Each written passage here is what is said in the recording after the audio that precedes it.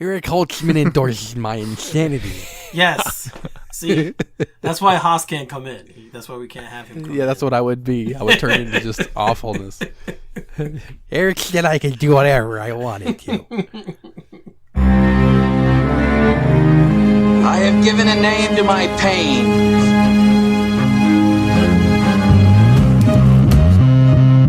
The Batman.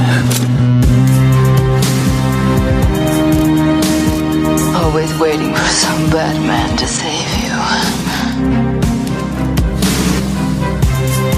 It's simple. We kill the Bat of Gotham.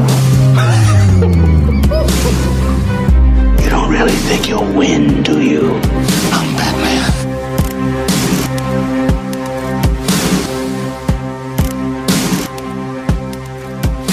Hello and welcome to episode 138 of the Batman on Film podcast. BOF is the sponsor as well as a proud member of the Batman Podcast Network. Check out all the shows over at batmanpodcastnetwork.com and follow our Twitter at BatPodNetwork. If you're listening to us on iTunes, if you take the time to rate and review our show, we'll read your review on the air. BOF is also now on Patreon, so if you like what we do here at BOF, whether it's the podcasts, vlogs, or the website itself, and you want to help support us, if you're so inclined, head over to patreon.com/BatmanOnFilm and sign up. I am the host of today's episode, Ryan Haas, and on today's show, since there's not much Batman or DC news to go around, I thought we'd do yet another satellite show and talk about this new Blu-ray of Waterworld I got that just came out, because there's like 3 different cuts on it, and I thought lots of people would love to hear about that. So that's actually not true. We have a lot of DC news that just came out today, and so we're being very timely with our podcasting, and we have the full panel of Eric Holzmann, Ryan Lauer, and Garret Grev. How is everyone? Man, I was hoping, yeah, cold. I was really hoping we were going to go into the extra deleted scenes of Kevin Costner making his own water. I know. No, it'd be awesome. So good. No. And then the explanation of where they got all the paper to make the cigarettes. Paper. There's no paper, but all the bad guys have cigarettes all the time, so you know they're bad. It's just in a big, giant shipping container with all the smeat. That makes sense. I apologize for doubting the integrity of the storyline of Waterworld. Yeah. Don't. I like Waterworld. All right? Mm-hmm. There is a new Blu-ray. I wasn't joking about that. We know. It's got the Ulysses cut, guys. Well, that's important. It's 40 minutes longer. It's awesome. What? I'm in a group chat with Ryan, 2 of them actually, and I hear about Waterworld way too much. Only because you bring it up all the time, because people try to make fun of me, and then I just can't stop talking about it. No, so I don't bring it up. Other people do. I've never seen Waterworld. You've never seen it? Never seen it. You should see it. I saw him drink his pee, and then I checked out. Yeah. That's the first thing that happens. Yeah, that's very tells you early how long on. I made it into Waterworld. It's not. There's even a Virtual Boy game. I mean, like, it's got all. It's tied around all the best stuff of the '90s. I was gonna say, dude, no wonder you love it. I know. It just happens. But enough random pop that was a good stuff. show. Good show, guys. I know. And some plugs. That's today's show. Join us next week where we talk about the Postman director's cut. Oh, the Postman. I love that movie. Kevin legitimately. Costner podcast, right? The Costcast. But yeah. So if you want to do Untouchables, I'm down. I'll do an Untouchables podcast any day of the week. All right. So Garret, me and Garret, we were talking about doing a show a couple of days ago. We were like, man, there's some great news and new stuff happening, and we think we can make a show. And then today happened, and the dam broke open. The news just would not stop coming out, and it's been insane. It's been an insane couple hours. So there's a lot to get through and a lot to talk about. And instead of going through each of the news stories as they broke, I've tried my best to kind of organize them into like a per film thing. So we'll just kind of start at the top with Batman on Film news, because we are Batman on Film, and that's the thing I think everybody wants to talk about the most first. So the biggest news is that the film tentatively known as The Batman has a release date. It is going to be June 25th, 2021. And I think that's great. that is not a shock or a huge surprise. Articles on BOF lately, Bill's been strongly hinting that, patience is key. He doesn't see it happening, anytime. He said for quite a while that 2021 he thought at the earliest. And that turns out to be the case, and it is going to be a summer movie, so I'm pretty excited about it. What do you guys think? Well, I'm glad to see it come back to the summer. I mean, I do appreciate and enjoy getting content year-round, but when it comes to the tradition of the big blockbuster movie, and you go in and it's, maybe 11 o'clock on a Thursday night, it's still 80 degrees. There feels something, special about that. It has a little bit of a different presence in the culture of cinema, and Batman historically has been a summer movie. So I'm excited for it. I love the big summer event films, and I'm glad to see Batman return to that slot. I guess I'm not surprised that it's 2021 for, like, as you'd said, as Bill was kind of mentioning it and patience and stuff, and he thought the soonest would be 2021. I guess I'm a little surprised that they didn't go with that third Friday in July, which they did with was kind of their date. And I mean, look, they put Nolan for that for his next movie in 2020, and he did it for Dark Knight and Dark Knight Rises, and I don't know if Inception was that. Anyways, it just kind of seemed like that was the Warner Brothers summer date, was that third one in July. And I always thought that was a good spot too, because it kind of seems like outside of the Batman movies and Nolan's movies, it's kind of like after that, around July 4th, it's just kind of like, for me anyway, it's always like, my interest in the movies the rest of the summer kind of like, wah. So I thought that was a good date and it worked. But I mean, the main point is that it was in the summer. And looking at the schedule around it, I mean, it comes out, I think it's a week after a Pixar movie and a week before an Illumination, so the people that do Despicable Me and stuff. So I think it's... What about Marvel movies? Are there any Marvel movies coming out around then that are dated yet? I don't know. No, I mean, this is on the Movie Insider website, but Doctor Strange 2 is in May. Okay. Jurassic World 3 is June 11th. So, I mean, I don't think that's going to be... Who, is that Illumination? I wonder if that's the Mario movie. Oh, my God. Oh, there's a chance of that, actually. And it's interesting because it's a really good point, Lauer. I think, you look at the July debuts and then look typically at what you see studios put out in August. That August tends to be the wind down, and then you get a couple weeks of September, so you get a really long runway. Yeah. Now, whether or not Batman needs it, I think is a different question, and this could be just, Warner Brothers feeling really confident that Batman's going to play throughout the summer regardless of what else is set to debut against it. So, there could be just a confidence thing there. But yeah, the July thing is typically, when I think big popcorn movies from back in the day, they were tended to be July releases. But as we've seen the entire industry sort of shift a bit earlier in the year, it might just be following that trend where we used to start to see the big summer movies start to hit in July, and now that's shifted all the way up into March, and really there's no stop. You get a little bit of a lull in January, and then February, you've had Deadpool, I think Black Panther was February. So the trend has been to move early and play long, so it could be reflective of that, but that is, the traditional spot to play long has been in July, and you get all of August all the way into the fall. Mm-hmm. Well, I'm just excited for Batman to take back the summer, and again, it's interesting. I was talking to Pete Vera about this whole date thing, and earlier today when all this stuff broke, and it's very nearly February 2019. Matt Reeves was first announced as being involved in this project almost 2 years ago, and we're gonna have to wait 2.5 more years to see this movie. So it's going to be very interesting to see what happens within the next couple of years. Yeah, what a difference a couple of years makes. When you think about, without jumping ahead to some of the next big news, the timelines Warner Brother was sort of pressing on Ben Affleck when he was in the director's chair. They wanted it 2018. Yeah, we would have seen this movie already, or whatever movie that would have been.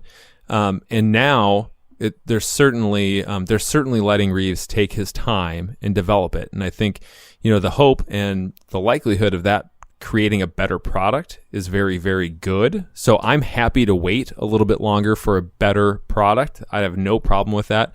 And I think, just based on what else DC has brewing and Warner Brothers has, in the hopper, there's no need to rush into Batman. The success of Aquaman, I don't think can be understated here. And I don't know how much, just based on pre-production time and when you can get a cast put together, Aquaman really played. But, you have Wonder Woman have a big impact. You have the studio feeling very, very confident in Aquaman months ago. And then the performance that it's had, DC certainly has the ability to breathe. It's not that Batman doesn't matter. It's that they can have the time to do the character justice. Yeah, see, I agree. And that's kind of my point. Like, and I'm not going to say that Batman doesn't matter, but it does feel in a lot of ways like we're in this kind of strange post-Batman world in a lot of ways, because we haven't got a solo Batman film in quite a while. Justice League and BVS and stuff, they count, but it's not, your traditional solo Batman movie.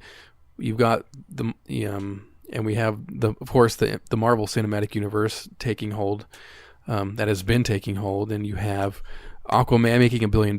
You have Wonder Woman being super strong, and we have Harley Quinn like with Suicide Squad, and then Birds of Prey is coming out, and so Batman himself as a character in these movies is kind of taking a back seat, and it's kind of a testament to the changing landscape of superhero movies. And so I was, so when I was talking to Pete about it, I'm like, can you imagine this is where we are now?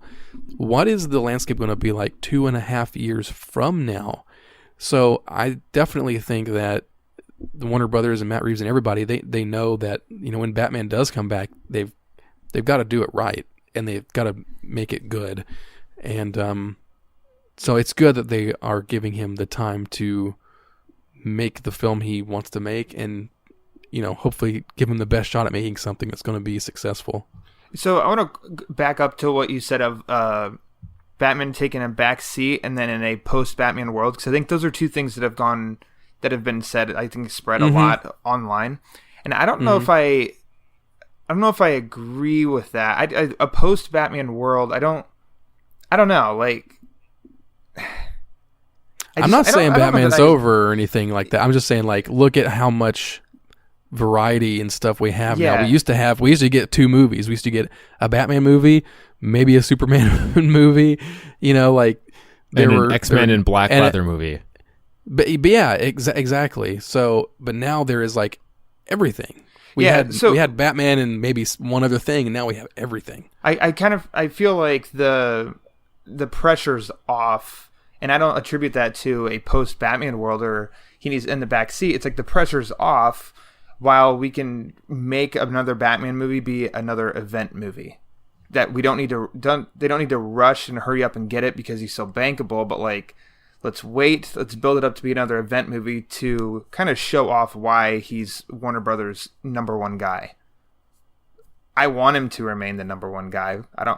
Not saying I don't want it. I want any other of the heroes to fail or anything like that. It's just like, obviously, I'm a Batman purist. I want him to be #1. So that's just kind of how I've taken it. And I guess in seeing we're in a post-Batman world, I'm like, I took a negative attachment to that. I don't think it needs to have a negative attachment to it. Yeah, I've seen some people say it, have that with it, and when I say it, I'm not saying it that way. I'm just saying like the landscape itself isn't reliant upon that anymore, especially with movies like Aquaman. So a solo Aquaman movie making $1 billion, that's just insane. So, and we all know how important Batman is, and so does Warner Brothers. I mean, Dark Knight trilogy and everything, and Batman 89, the long history of the character. So it's good that they know how much hopefully now they know that they don't need to take Batman for granted, and they're giving Matt Reeves the time to make something that's going to stand up and be worthwhile to make. So by them announcing almost 2.5 years in advance, do you think that's going to help in kind of building it up? Oh man, it's a long time, but it is. But they've announced other movies too, like. in this big slate, in this Variety article, which we're going to get into it. There's Matt Reeves' Batman. There's The Suicide Squad. There's a Robert Zemeckis movie, adaptation of The Witches and Stephen King's Doctor Sleep. So for 2019, by the way, that's this year. But yeah, I mean, there's a lot of other things too. So it's the release date. I don't know. It is a long time, but we've known about this for a long time. So I think the difference. It's good that it's got a date. Mm-hmm. Yeah, I absolutely agree. It's great that it has a date because we can. It's sort of one less thing that we have to question and debate and think about and have come up in conversation, or have podcasts about, or have the same Twitter conversations about. Like that piece of the puzzle has been fit in, and that's really good. Yeah. And so for me, it's less about whether or not being a post-Batman universe or filmscape or whatever else is the question of what allows this thing to breathe a little bit. But I think is really, really interesting what's happened to the marketplace for comic book films. And what's happened, what we've seen is a really big expansion on the number of people and the number of viewers who are looking for this type of content. And while Batman in the past, Haas, to your point, used to be like one of the only things we got, now there's a whole bunch of other stuff. And that it gives Warner Brothers, as the owner of some of these IPs, the chance to play other cards. They don't just have to lay their trump card. That doesn't have to be the only event movie they make, because the demand is there and the marketplace has shifted to tolerate and embrace much more content. So it gives you the time to be particular about what you do, how you do it, and when you do it, and know that it will be, with a fair amount of certainty, embraced, because all these other properties are being embraced that are lesser known or not as commercial, or a little bit more particular to comics only segments of the audience, and they're very successful. So it says, hey, go ahead, take the time, let this breathe. You don't have to bank on this to be your blue chip, blockbuster year after year, where you need to put a Batman movie out every 2 years and rush it. Take your time. You're going to make your money other places, which hopefully gives a chance to produce a finer quality content that is going to be all the better for Batman fans. Be 3.5 years, right? So we'll have 3.5 years between where we've seen Batman on the big screen. So I think it's Justice League. Right, it's Justice League. So you have time elapsed that people maybe will be ready to see a Batman movie, and as a solo film, we haven't seen him since The Dark Knight Returns. Rises. So, I'm sorry, Dark Knight Rises. So it's the same acronym. Very right. Easy. I know, I'm sorry. But yeah, so we have enough time where we're going to be seeing a solo Batman film. And hopefully people will be ready for it. I think that's the biggest thing. One of the biggest problems I think we had with the Snyder Batman is that he came really quickly after The Dark Knight Rises. Mm-hmm. So I think now, if you have enough time, you have a solo film, I think it'll be better, be received better, and people will actually be wanting to say, okay, it's Batman by himself. Let's go forward now. We're ready to see that. Plus, I think it's going to end up obviously being more than just it's a new solo Batman movie. It's going to be a reboot. It's going to be a relaunch. It's going to be a new thing that's its own thing, basically. Well, I think this is a nice segue to get into the other big piece of the news about where we're going with the character and the actor portraying the character, because Reeves in the same article had some really, really interesting bits to share about what he wants his Batman story to be, and while not addressing it directly, how that is different from the way we've seen Batman in motion pictures previously, and then obviously the biggest bombshell. Yeah, so there's been a few places reporting this, but in Variety's article by Justin Kroll about Matt Reeves' Batman getting the 2021 release date, it does have a paragraph in there that does state that Ben Affleck will not be returning to play the Caped Crusader, which had been expected for some time, as Reeves will be handpicking the next Bruce Wayne. Reeves is writing and directing the picture. So that was one of the articles that said explicitly Ben Affleck will not be returning. And shortly after the news broke, Ben Affleck actually commented on the news. He retweeted Deadline's article of it and what's significant about, and he said, excited for the Batman in summer 2021 and to see Matt Reeves' vision come to life. And what's the significant thing is that the article he chose to comment on in that retweet, the headline says, from Deadline says, the Batman to fly in summer 2021, Ben Affleck passes the torch to next generation of Bruce Wayne. So that is basically Ben Affleck acknowledging the release date and acknowledging that he is passing the torch to whoever Matt Reeves decides to cast in the role. So there it is. That's as official as I think we're going to probably get of Ben Affleck is no longer going to be Batman moving forward. Yeah, and that's the sound of a million hearts breaking out there in the social media spaces, and you can see the reaction online. It is emotional, and it is it's a bit over the top, if I'm being honest, because if anyone, for the people who are big fans of this stuff and follow it, maybe not as closely even as we do, but follow it closer than the general audience, the writing's been on the wall. And people are acting like this has come out of nowhere, and all the signs have been there for some time. And, even to the point where we've basically known this for 2 years. Ever since, BOF has obviously been, and I'm definitely not going to get into a "we told you so" type of situation, but BOF has kind of, ever since the news broke that Affleck was stepping down as director of the Batman, right?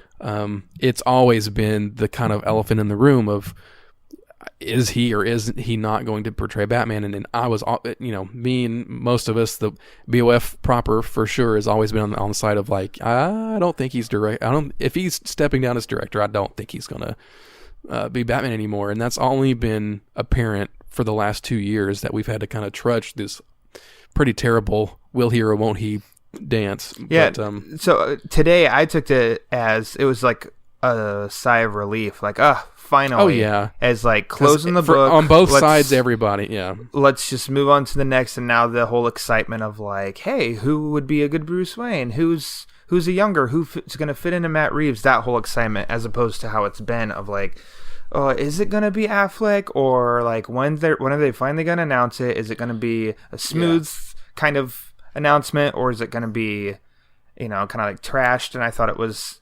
Yeah. It was like, or are they going to do... Very very calm. Yeah, I think, I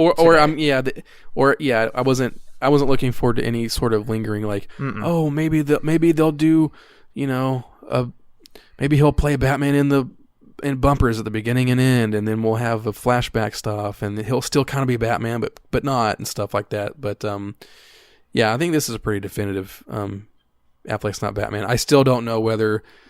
Now, this is the other question of whether. The movie's going to take place in the same universe or whatever. My inclination is that it's going to be its own thing, but yeah, especially with all the news coming out today, it is kind of a relief to kind of finally put the unfortunate nail in the coffin. Most people, even if you liked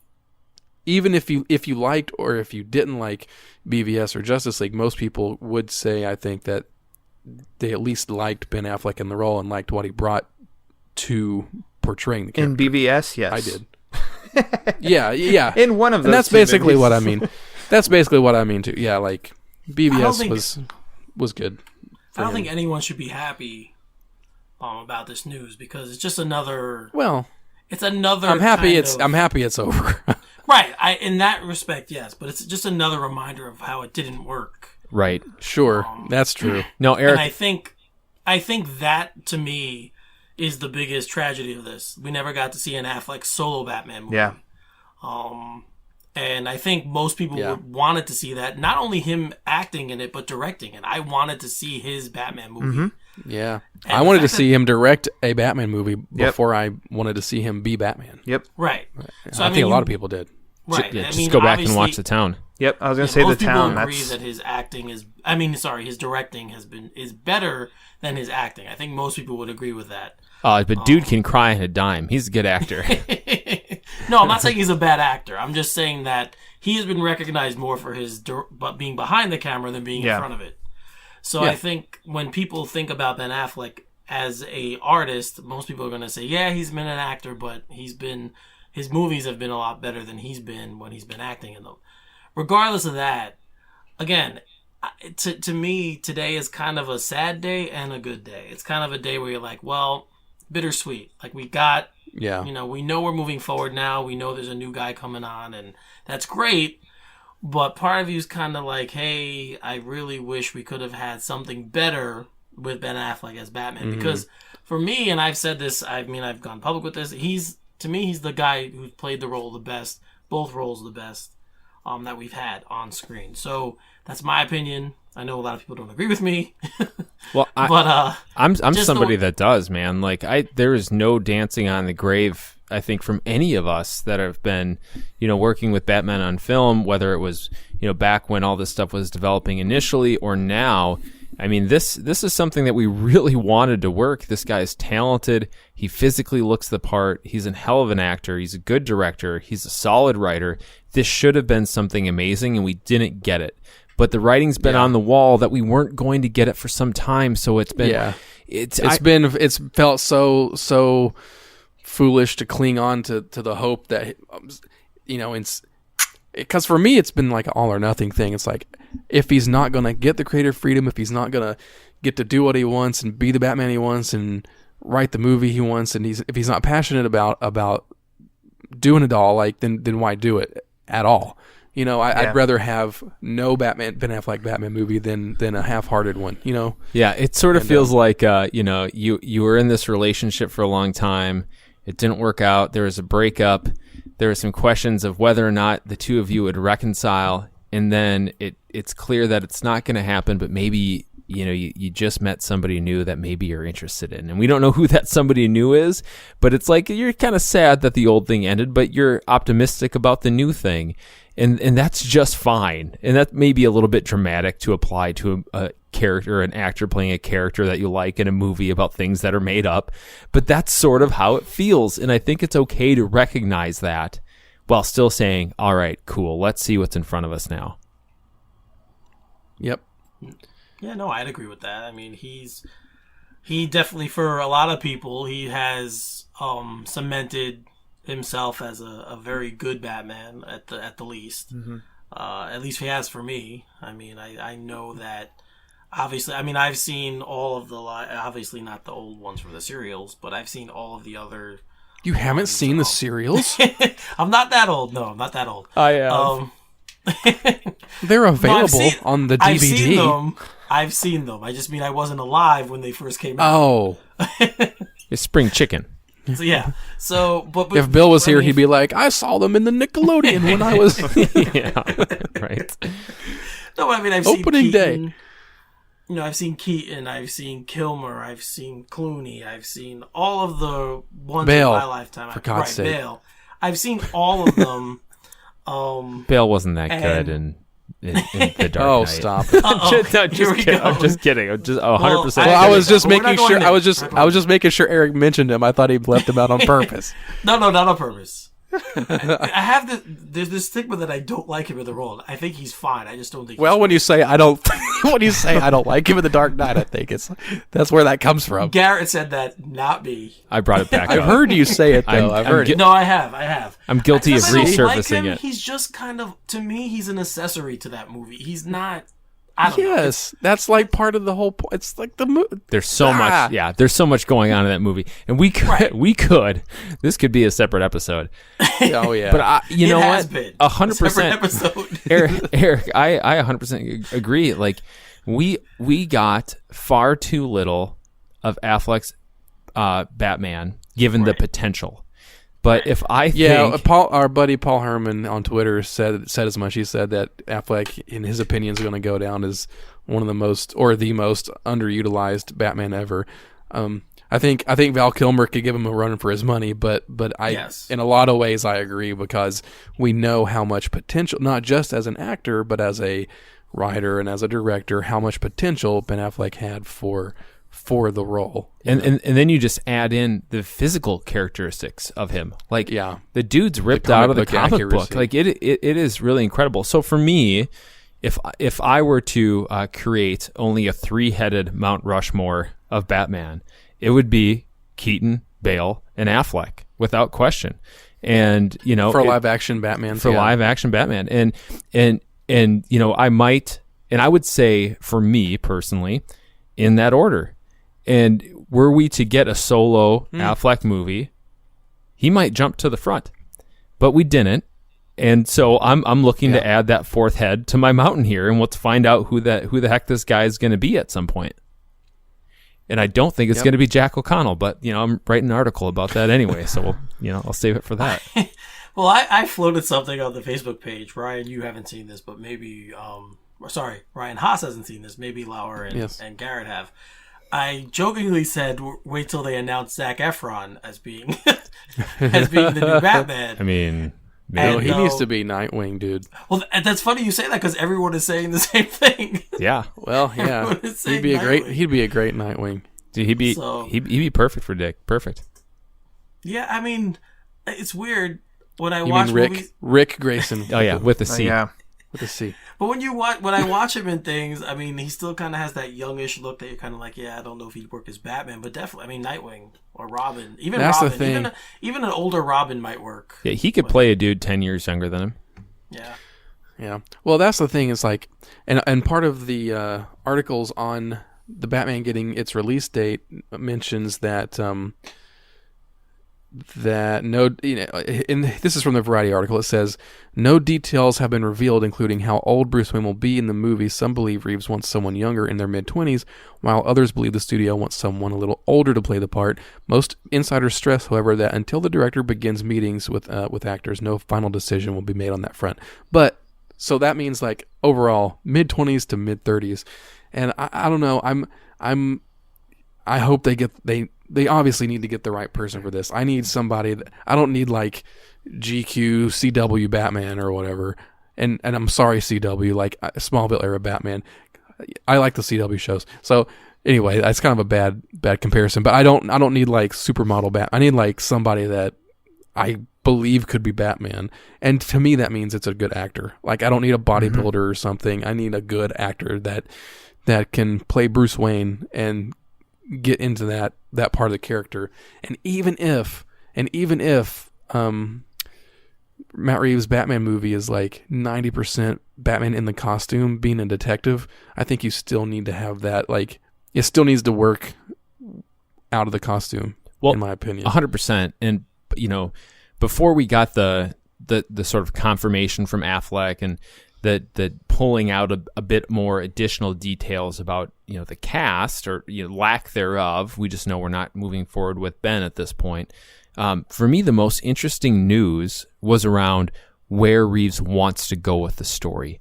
Very point of view, Batman driven. The movie's going to be all on his shoulders. It's noir. It's detective. It's the things we've seen in the comics, and really have not seen outside of a short scene in '89, maybe a chunk of The Dark Knight. Like we haven't seen the world's greatest detective yet, and by highlighting that part, really essential part of the character, I think it does open up a bit broader of a door of who you can cast, and maybe that broader door allows a smaller actor to walk through, because if you're highlighting the detective and mental skills, I didn't even try to do that. But if you're trying to highlight the detective and mental skills of the Batman, you don't need a huge actor to play it from a physicality standpoint. Now, I don't want that personally. I don't need a pretty boy bodybuilder, but I do want a physical presence, because Batman is a physical creature first. This is a character without superpowers. I can almost buy a smaller or leaner Superman more easily than I can a less muscularly developed Batman. Like that's so essential to a character that fights with his fists and exists in the real world and needs to have some sort of physical dominance and has had the training and everything that we know about Batman to get to the point where he can do the things that we expect him to do. So I hope it's a character that fills, big physical shoes, or an actor that does that, I should say. But if we're highlighting these other aspects of the personality that we really haven't seen shine to this point, it might not be totally necessary. What about I'm just gonna throw a name out here, and he was in a movie this past year, and again playing another iconic character. What about Alden Ehrenreich, whatever. The guy Alden from Ehrenreich? Ehrenreich From yeah, Solo? played Solo, yes. Gosh, I don't know. I haven't seen him in enough stuff to say, yeah, he'd be a great Batman, you know? But yeah, I mean, he's gone through the whole playing iconic character thing, and he's kind of. I wonder if Don't know people to jump right back into it. Oh man, well, it'd be tough. I tell you what, though. I mean, that was in a movie that I was expecting to like as well as I did. I know, right? And I was expecting to miss Harrison Ford, and God bless me, I didn't for that movie. Mm-hmm. For that movie, no, it worked. Oh, that movie worked really well for me. And I think that could be interesting. Here's what I don't want. And I just said Keaton's on my Mount Rushmore, but I would like the film to be able to be filmed in a way where you aren't constantly having to make up for the smaller stature of the actor to portray him larger. And if you're going to go with a smaller actor, I hope that is embraced by the story and the film. That wouldn't be my personal choice, but I don't want to have set blocking construed in a way where it's unnatural just to get a shot that makes, Tom Cruise look like he is. Yeah, you don't Arnold want Batman to have to stand on a box. Yeah, Yeah. I mean, I would like it to come off very natural, and I think based on what Reeves is saying, it feels like we might get a more. I don't know if you can say the world's greatest detective and strongest mental mind as a natural thing, but this doesn't necessarily have to be the action spectacular of the year with where it sounds like he wants to take the film, and that could be very, very interesting and very intriguing in a different side of Batman that the general movie-going audience has not had a chance to enjoy yet. Yeah. So we'll get into that. You said some of the quotes here, but yeah, before all this crazy news broke about the release date and Affleck, confirming that no, he's not going to be Batman, Matt Reeves had an article in the Hollywood Reporter where he was talking about some other projects he's been doing, but he talked about the Batman, and it was like, is it literally the same day? I think just earlier today. Yes. All this was the same today, article. Yeah. So.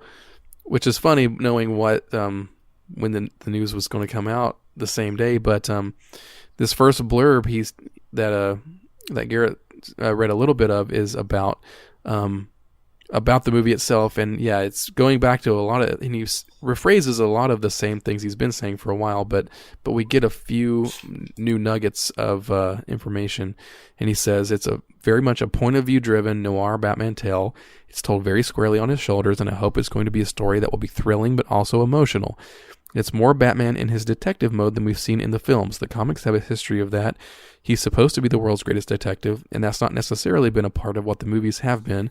I'd love this to be one where when we go on that journey of tracking down the criminals and trying to solve crime, it's going to allow his character to have an arc so that he can go through a transformation.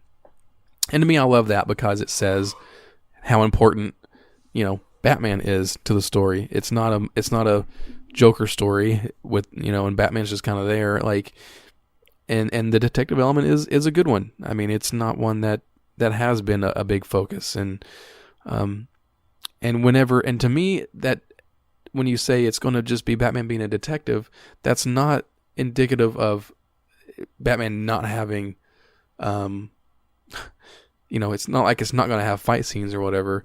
You can have both. But a lot of the stories I think that use detective work as its grounding element, I think, are some of the best Batman stories. Even stories that are known more for their bombastic nature, like Batman Hush, all have a mystery at its core, And then you take stories like The Long Halloween. That's probably our quintessential noir. That's what I was just going to say. And if you can bring in Long Halloween in any way, I'm in. Exactly. Yeah.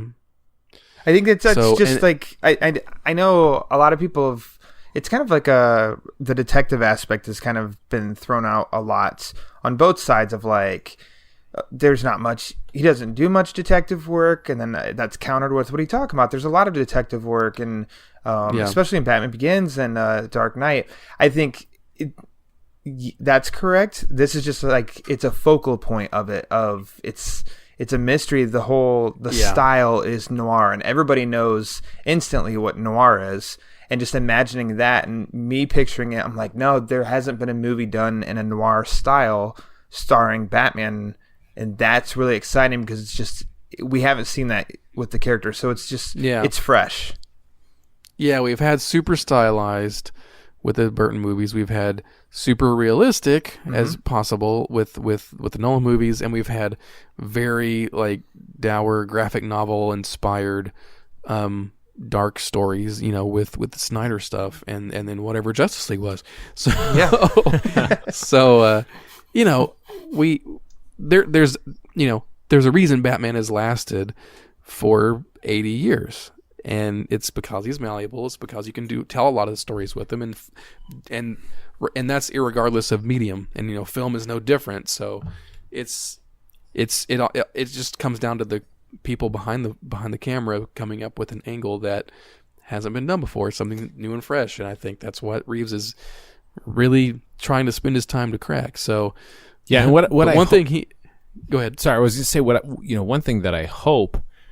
What I'm getting out of the comments and what I would like to see it come to fruition with is, we've seen bits and pieces of Batman in the lab, right? Like Batman analyzing the different hygiene products to come up with what the Joker's toxin formula was in '89, or some of the, ballistics type work and in the Nolan movies. But we've never really seen a street level detective, kind of gumshoe-esque, in the streets, heavy shadow, overhead lighting type. That's what I think when we say noir and we say it all pops to our minds, that's what I think of.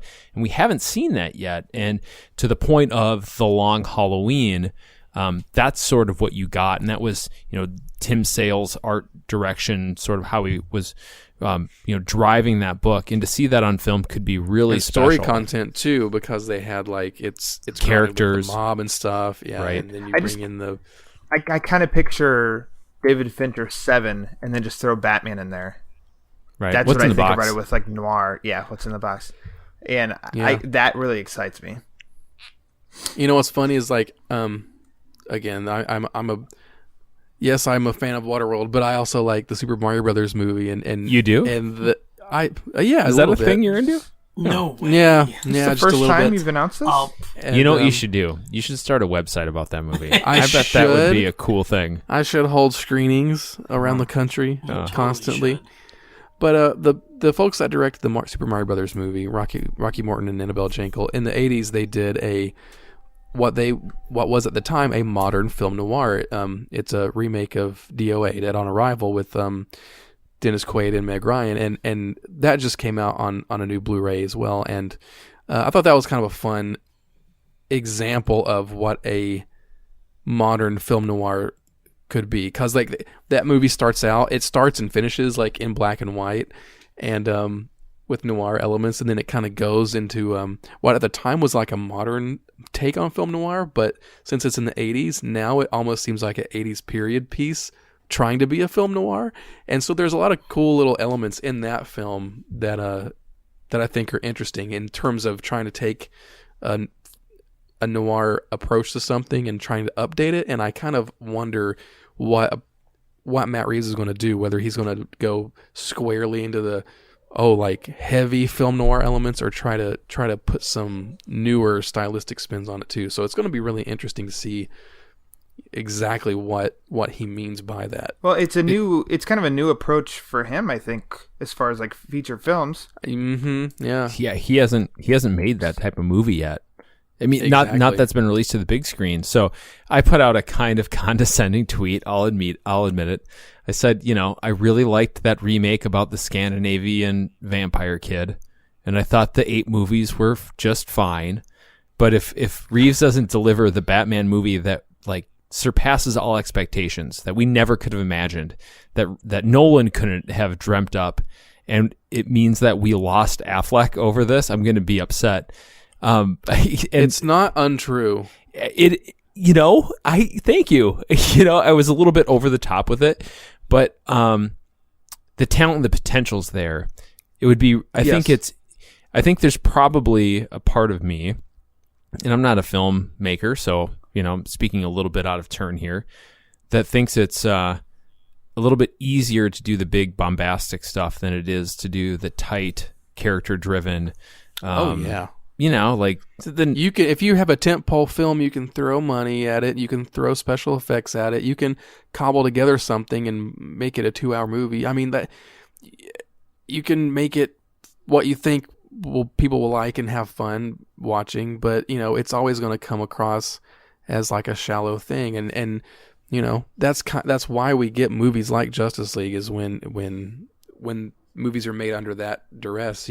So starting at the creative process first and letting the people be creative with it and make a story and build it around mood and tone and characters, I think that's always 100% the best place to start a movie in earnest. Yeah, man. So I'm expecting genius at this point. And, one of the directors that I had in mind before, before Reeves and before The Last Jedi was Rian Johnson. Mm-hmm. Because you go back and you look at Brick, and Brick was this neo-noir, fast, talky, gumshoe, high school set, like super character-driven, just sort of in its element movie that was really engrossing and super just entertaining and twisty and turny and at the ground level. And I thought, this dude could make a Batman movie like we've never seen. Yeah. And without getting into it, I liked, I enjoyed the visuals. I really enjoyed some of the scenes of The Last Jedi, but I certainly didn't think it was his best work. If you asked me today, what would I rather watch, Brick or The Last Jedi? I would rather watch Brick, and I love Star Wars. Right, enough. Sorry, Eric. Well, it's a good comparison. Because whenever people talk about Matt Reeves, for some reason I think of Rian Johnson a lot too, because I think the kind of movies they made or have made before their bigger breaks, I think, are pretty analogous, in terms of their storytelling techniques and their character work. And dudes that kind of came up loving on old school Super 8, like how Spielberg cut his teeth, right? Like that's exactly. These are the guys that are sort of treading in the footsteps of giants when it comes to what was the really early approach to some of these masters, and it was dialogue. It was setting, it was character, and it was not a lot of much else. And sometimes I feel like you can get just a little bit beyond your element in the blockbuster. So, and I'm not saying Reeves can't do it, because those Apes movies looked great. I said I enjoyed them. They looked really good. They are like going to end up. What I'm hoping is that they ended up being like the perfect boot camp for blockbuster filmmaking for him to end up making a Batman movie that hits on the visual front as well as the character front. Yeah, I think it's a really great place to cut your teeth, and I'm waiting to see, quite honestly, and this is not a DC versus MCU thing, but I'm waiting to see some of these directors from the MCU sort of branch out and make their next big blockbuster that has, the technical abilities that they picked up along the way, being in a producer-driven system, but having learned that skill set and apply it to something that's a little bit more of their own. And you could talk about the Russos and how they've developed and grown, and it is impressive. It's very, very good. We've seen what Favreau's done. He's ended up jumping from Iron Man to Zathura to Iron Man to Iron Man to take it back Jungle Book to Swingers, man. Like that, Favreau's been on a journey for a long time. I've loved watching Favreau's career. I mean, that guy can tell a story regardless. I mean, he's very, very talented, and I think he's such a good actor, just because he can kind of find the quips and turns and humor to really highlight character. Yeah. But as a director, even more so, how he would make a good Flash movie. He would make it. That's visionary. That is really good. In the last couple weeks, I've realized I want two things really bad. One, I want John Krasinski as Carter Hall to play Hawkman, very much, and I want Favreau to direct the Flash. That would be insane. I don't have anything against that. It's just like, okay, sure. For Reeves, for me, the Ape movies, the biggest thing about the Planet of the Apes movies is I cared about everybody. Like, That's a great point. Right? Like, you cared about the humans and you cared about the apes and you knew they both wanted the same thing. And I think, and everyone thought they were right. So for me, when I think about him as a filmmaker, I'm like, well, when I try to apply that to Batman, I'm like, okay, every time I've seen a Batman movie where you've had villains and Batman, it's pretty much clear you know who's the good guy, who's the bad guy, except maybe Catwoman, but you know who the good guy is, the bad guy is. Is he going to do something like that? Is he going to make it some kind of story where obviously you care about Batman, you want him to win, but are you going to equally care about the villain's motive? I think that ends up being like, I mean, you can still have a clear good and bad, but you could also, what I think it's going to have to end up being like a movie that either has, it comes down to like depth in writing, where you can watch a movie 2 or 3 or 4 times and always get something new out of it. And like before we started recording, we were talking about, The Hobbit and Lord of the Rings movies and stuff like that. And I think those movies do a good job of like every character, even if they're not main characters, they all kind of get their moment and they all have time to shine and stuff, and they all have their little mini arcs and mini stories. And so what would be interesting, I think, from a world building perspective is if he's able to kind of get those kind of things in there for Batman and his other rogues gallery. That would be interesting, but still with the point of that quote where he definitely said that the story is told very squarely on Batman's shoulders. I don't know if that's exactly what we're going to get, but it'll be interesting.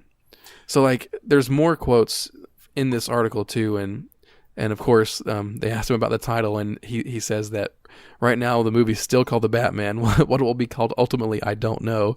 I'm jokingly, me personally, I still think it could end up being called Batman Noir for how many times we've heard that being referred to like over and over again. It's a noir Batman, noir Batman. And the other thing is that the casting process, we've always kind of like, we've heard tell like here and there rumors like, oh, there's multiple villains, or the Penguin's definitely like going to be a major player in the movie and stuff like that. But in this article he says that there will be a rogues gallery. The casting process will begin shortly. We're starting to put together our battle plan. I'm doing another pass on the script, and we'll begin some long lead stuff to start developing conceptual things. So to me, that means rogues gallery. That means there's more than one villain. There's a cavalcade of villains in this movie somehow, for some purpose. So aside from the fact 2 years ago when we lost Affleck from directing a solo Batman movie, there was a lot of rumors, I don't know if it ever got confirmed, that his script was focusing on almost like a Batman in Arkham Asylum, and it did just almost like a revolving door of some of the rogues gallery.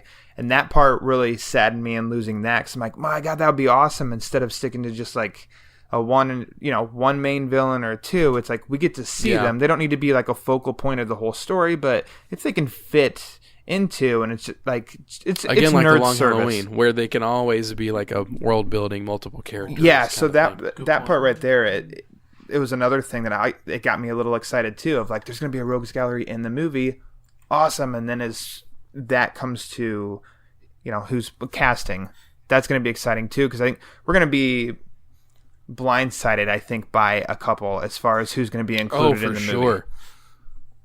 I hope so. Yeah, I welcome that. Me too. And I'm not a big casting guy. I almost try to just sit back and, be part of the party and see what the filmmakers decide. I can't fan cast.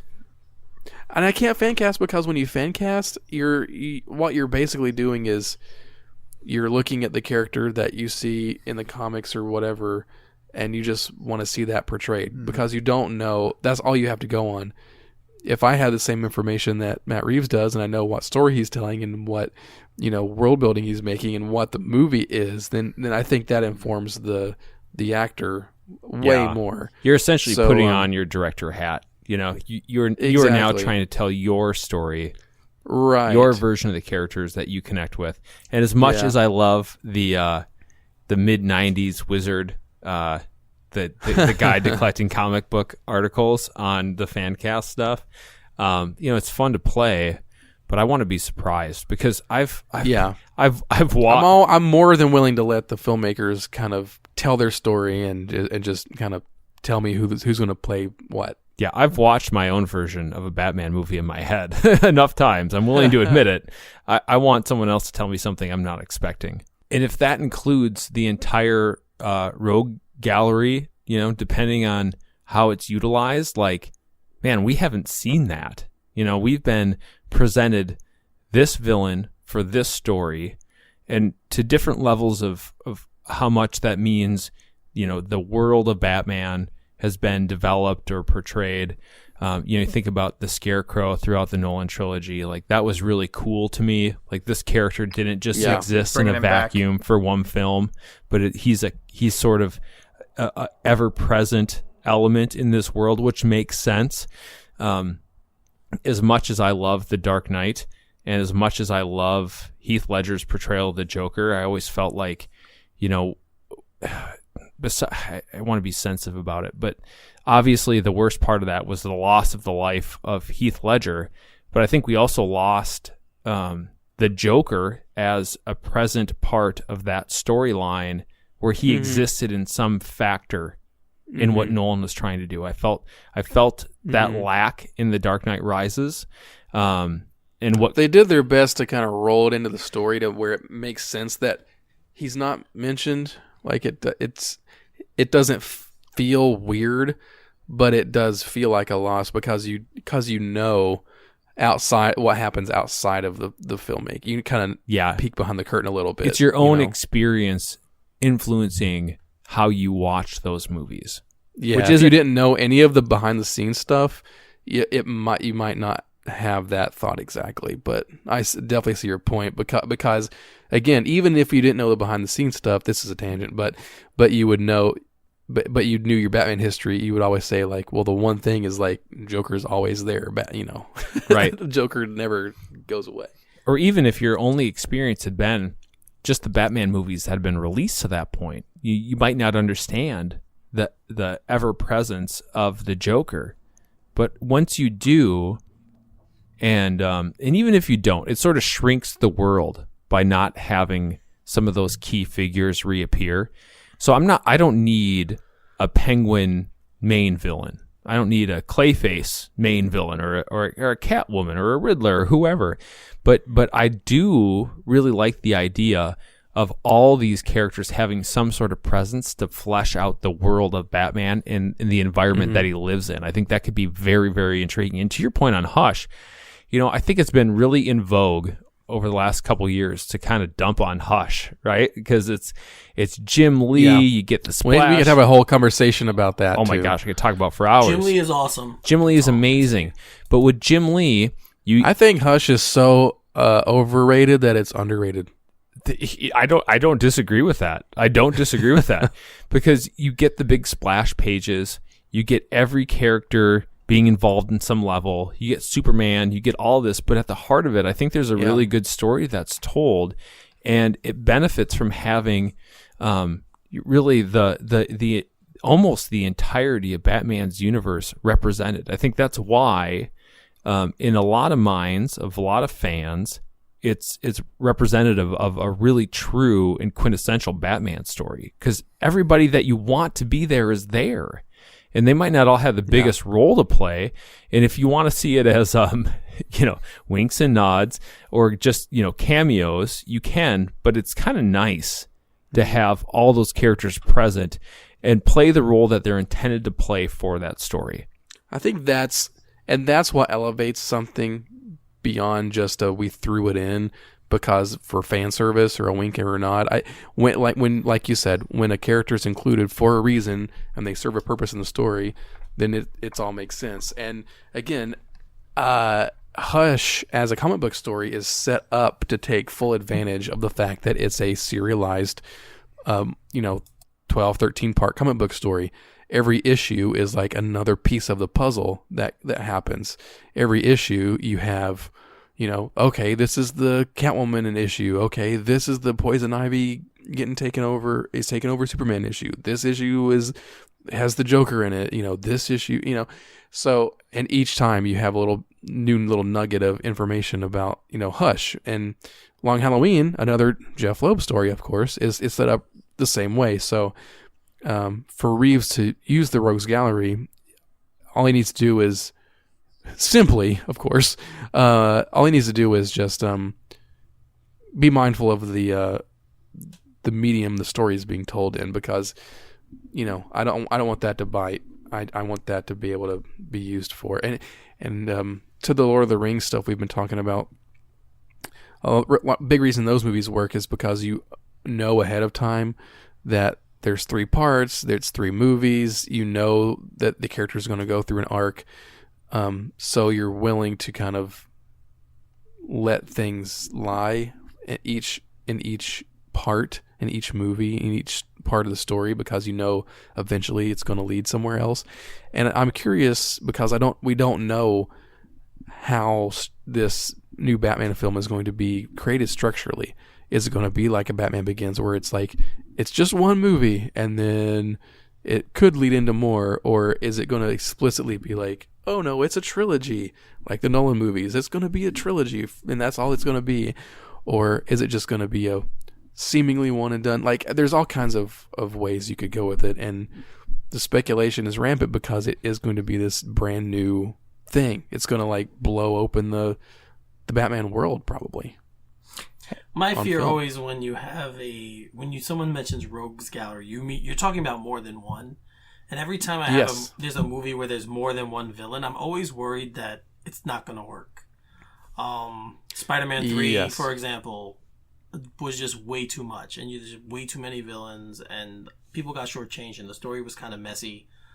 I always have that fear. So while I think it'd be cool to do, I'm wondering how he's going to go about it. That's really my concern, is which way is he going to go? Is it going to be where each villain has a role in some kind of huge crime, which I guess would be cool? Or is it going to be one main guy, but everyone's kind of involved?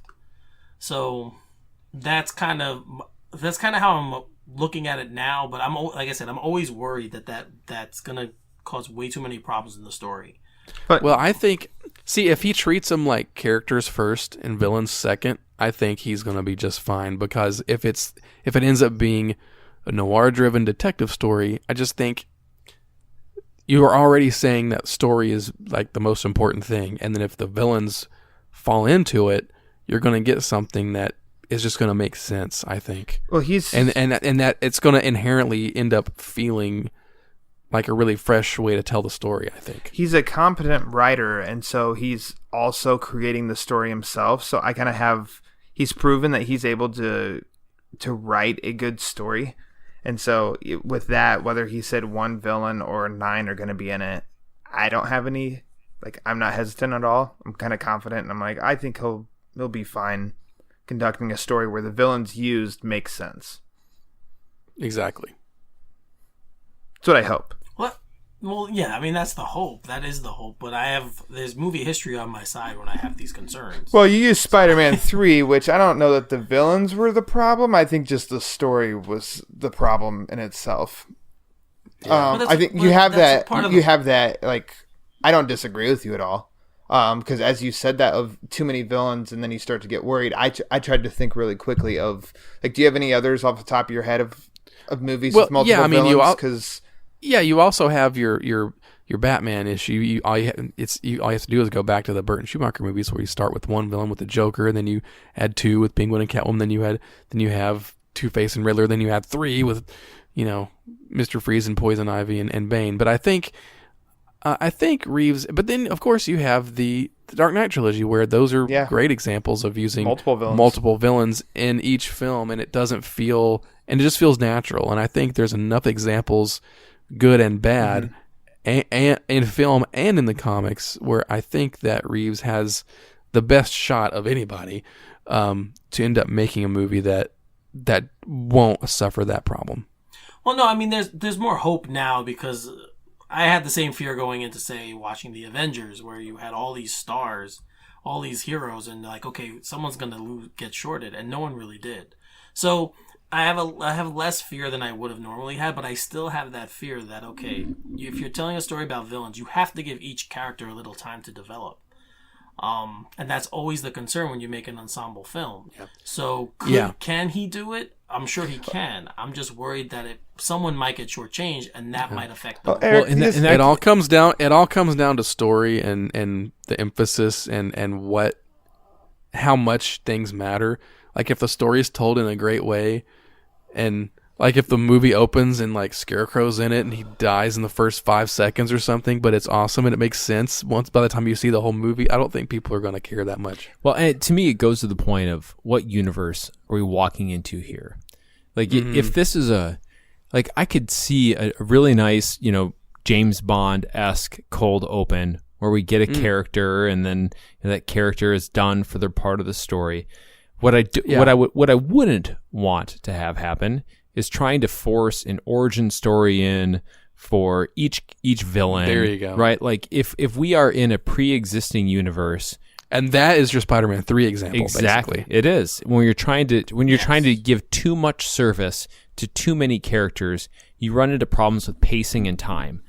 But if we go into this where these characters already exist and they're just characters that Batman or Bruce Wayne is encountering that are already pre-existing, and they have a backstory that we don't need to be fed to us as the audience, I think can work out really well. And that's what I'm hoping. And if you think about noir movies historically, the bad guys, not to simplify it too much, but the bad guys are kind of the bad guys, or the characters are the characters, I should say. Mm-hmm. You don't need to see the rise and fall of each. You don't need to know why they do what they do.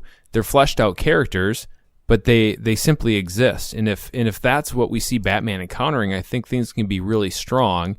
But if we get too much into this is a Batman and Penguin and Egghead and Time Clock movie, or you know what I'm saying, Clock King movie, and Condiment King, and we need to address how and why they all exist as opposed to how they interact together.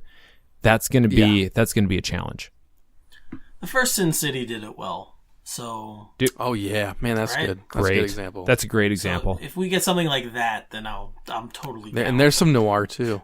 Of course, it's very, very stylized, but yeah. Right. Yeah. I just want to go watch that now. Thanks, Eric. Well, speaking of ensembles. Well, I got one more. I got a couple more little quotes from.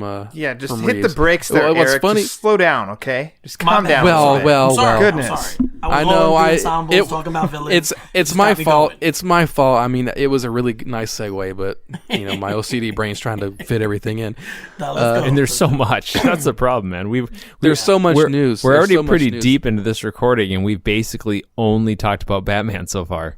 And his rogues gallery, yeah.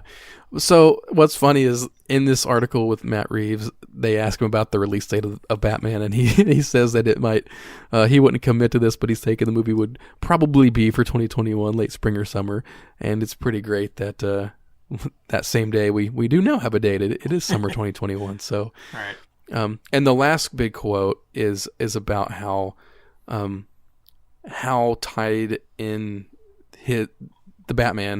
Matt Reeves' Batman will be to other movies in the DC film slate. And he says, and we had questions about this. We thought, like, is the Batman going to launch its own cinematic universe? Is it going to be tied into the other movies, or is it going to reboot things and then you'll have more things that branch off of it? So, and I wouldn't say that this quote like answers everything, but it kind of brings up some interesting questions. So what Matt Reeves said is, right now, I'm involved in the Batman. What it will be called, ultimately, I don't know. Aquaman's going to be very different from the Todd Phillips Joker movie, and that's going to be different from Shazam and Harley Quinn.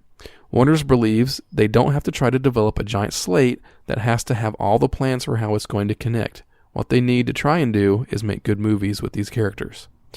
And to me, that means that we are...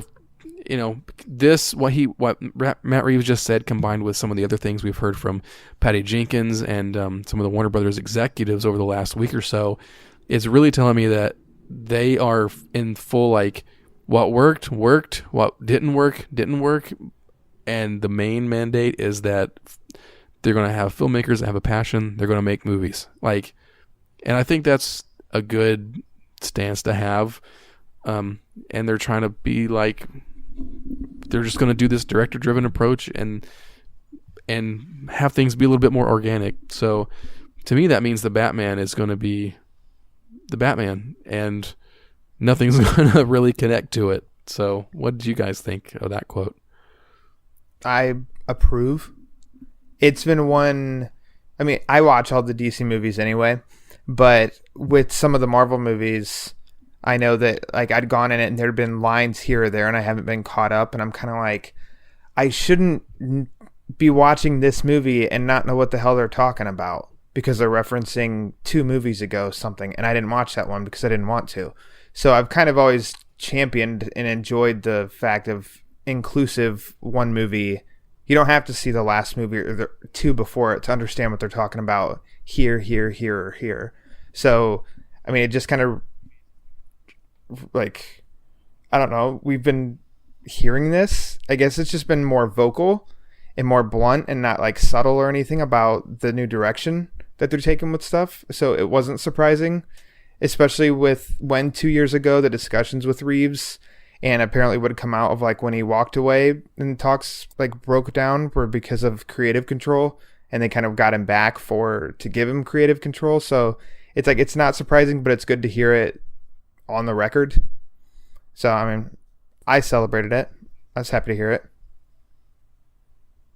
I don't think any director should be pigeonholed into doing something that they don't want to do. Yeah. I love the Marvel Universe, and I've seen all of the films, so I've never had issues with it. But I do know that some of the directors have complained that they haven't been able to tell their story completely the way they wanted to tell because they're beholden to a larger goal. So for me, when I hear something like this, look, I just want a good movie. Yep. I don't care if it's connected, not connected. It doesn't matter to me. I like the shared universe idea because in my mind, I'm not foolish. We all live in the same world. These characters live in the same world to me, no matter where they are. So, yes, Batman is here, but we all know Superman is in Metropolis, right? We all know that. That's just the way it's always been. So, in my mind... Unless it's in the Dark Knight trilogy.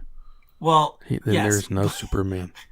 Well, he just never showed up. Like, you can just think he never showed up. No. No. He was derelict in his duties. I'm just throwing it out there. Like, if you want to believe that yourself, if you want to, heart, you can say, sure. well, he just never came because Batman didn't need him. And that's if fine. You want to be wrong, you can be wrong. Right. I mean, Dark Knight Rises might make you say, like, why would he not show up when the whole city was under siege? But that's besides the point. We're not going there. So, I get what you're saying, but I just think that in my mind, I've always known these characters to exist in the same kind of world.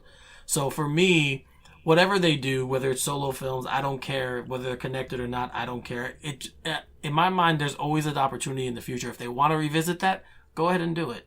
It doesn't have to be your focus, but you can have that out there. So see, what I hope is that, because Warner Brothers is starting to really bust open the doors and do some interesting things with these properties. It's almost like they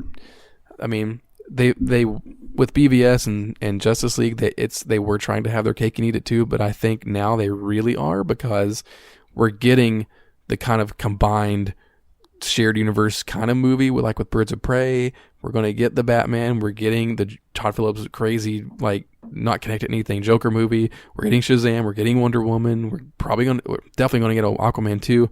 So all these things are happening, and it's just like, whatever worked, whatever didn't, and weird, crazy experiments like the Joker movie can happen too. So if we follow that train, I think that eventually the shared universe fans that are craving for that might, and I get, like 5 years from now, maybe we'll just get another Justice League movie that's its own thing, that has its own cast with its own Justice League characters in it. I don't think that's too out of the realm of the possibility. Like if it's just gonna be its own thing. Same thing with like a Green Lantern.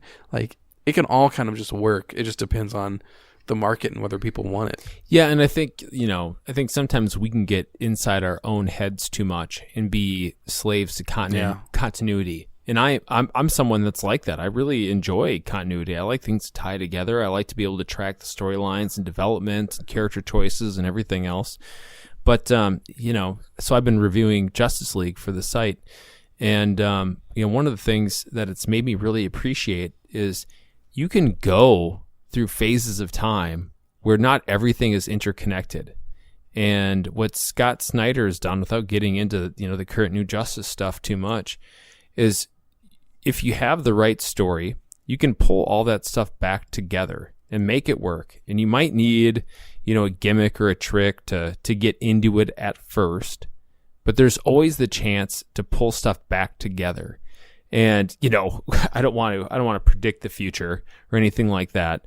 But, if this Reeves Batman is really all on its own, it's a dark label or black label or whatever the Joker thing is going to operate underneath, it doesn't mean that a director in the future couldn't have a really great idea of how to pull these things together in an inventive way that isn't apparent to us right now. And I don't want to close the door to that.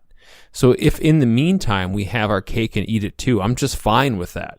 And if that's all it ever is, and it's really good, I'm fine with that too. But if there is an approach that works and it's inventive and sort of forward thinking that can say, here's how we could bring all this back together, I wouldn't want to shut the door to that either. Right. Well, say in 5 years, the four of us, just for sake of argument, we're like, oh, we have a great story to tell. We all put our brains together. We came up with this great script. And we pitched it. If it was good, I don't think they would be like, no, we're not doing this. We tried it and it didn't work. So, I mean, I think what they're doing now is what they should be doing. Is the way I look at it. They tried it. It didn't work. Unfortunately, it didn't work. So whatever. So now focus on just making good films, and then whatever comes from that in the future comes from that. And you can address it or you cannot, right? There might be a MacGuffin or there might not be. It might just be, the comics, not to say the films need to be like the comics or anything like that, because different audiences and different mediums and everything. Different mediums. Yep. Right. But I think there is precedence that says time heals all wounds. And if there's something that didn't work or doesn't directly tie in, you give it some time and the audience has changed. Younger viewers become older viewers. People that weren't going to these movies are now going to these movies just because they've grown up and they were 9 when the last thing came out and now they're 19. There's nothing that says you have to have some, carved in stone cement way to tie things together. You might just kind of mush it all together and say, if the story's good and we have good actors, let's not be slaves to what's come before it and just move forward. Right. Yeah. And that's one reason why the MCU works, is because they had this vision from the start. Yeah. And they kind of had a goal they wanted to get to the whole time. And on the DC side, they tried to rush it. We all know this. And they tried to put all their eggs in one basket, and they and that's the thing. It's like DC's universe and Marvel had a limited palette to work with. They didn't have all their characters. They had what they had to work with. DC, on the other hand, had everything from the start, but was only trying to tell Batman and Superman stuff for a while, but now that everything else is, Wonder Woman and Aquaman and everything has been so successful. I mean, we all know how great the DC universe is and how vast and giant and diverse and how many characters they are, how many stories they could tell. It's good to see it kind of unleashed at this point, where they can just kind of, if there's a good idea and a good pitch and a passionate filmmaker behind it, we're going to get movies. I mean, for God's sake, we're going to most likely going to get a New Gods movie directed by Ava DuVernay. Like, that's insane. So awesome. Like, if you, go back to 1997 and tell, fifth grader Ryan Haas, who just walked out of Batman and Robin, that, 20-something, 5 years later, you're going to see, like, New Gods directed by Ava DuVernay. And I'd say, what are those things? I don't know.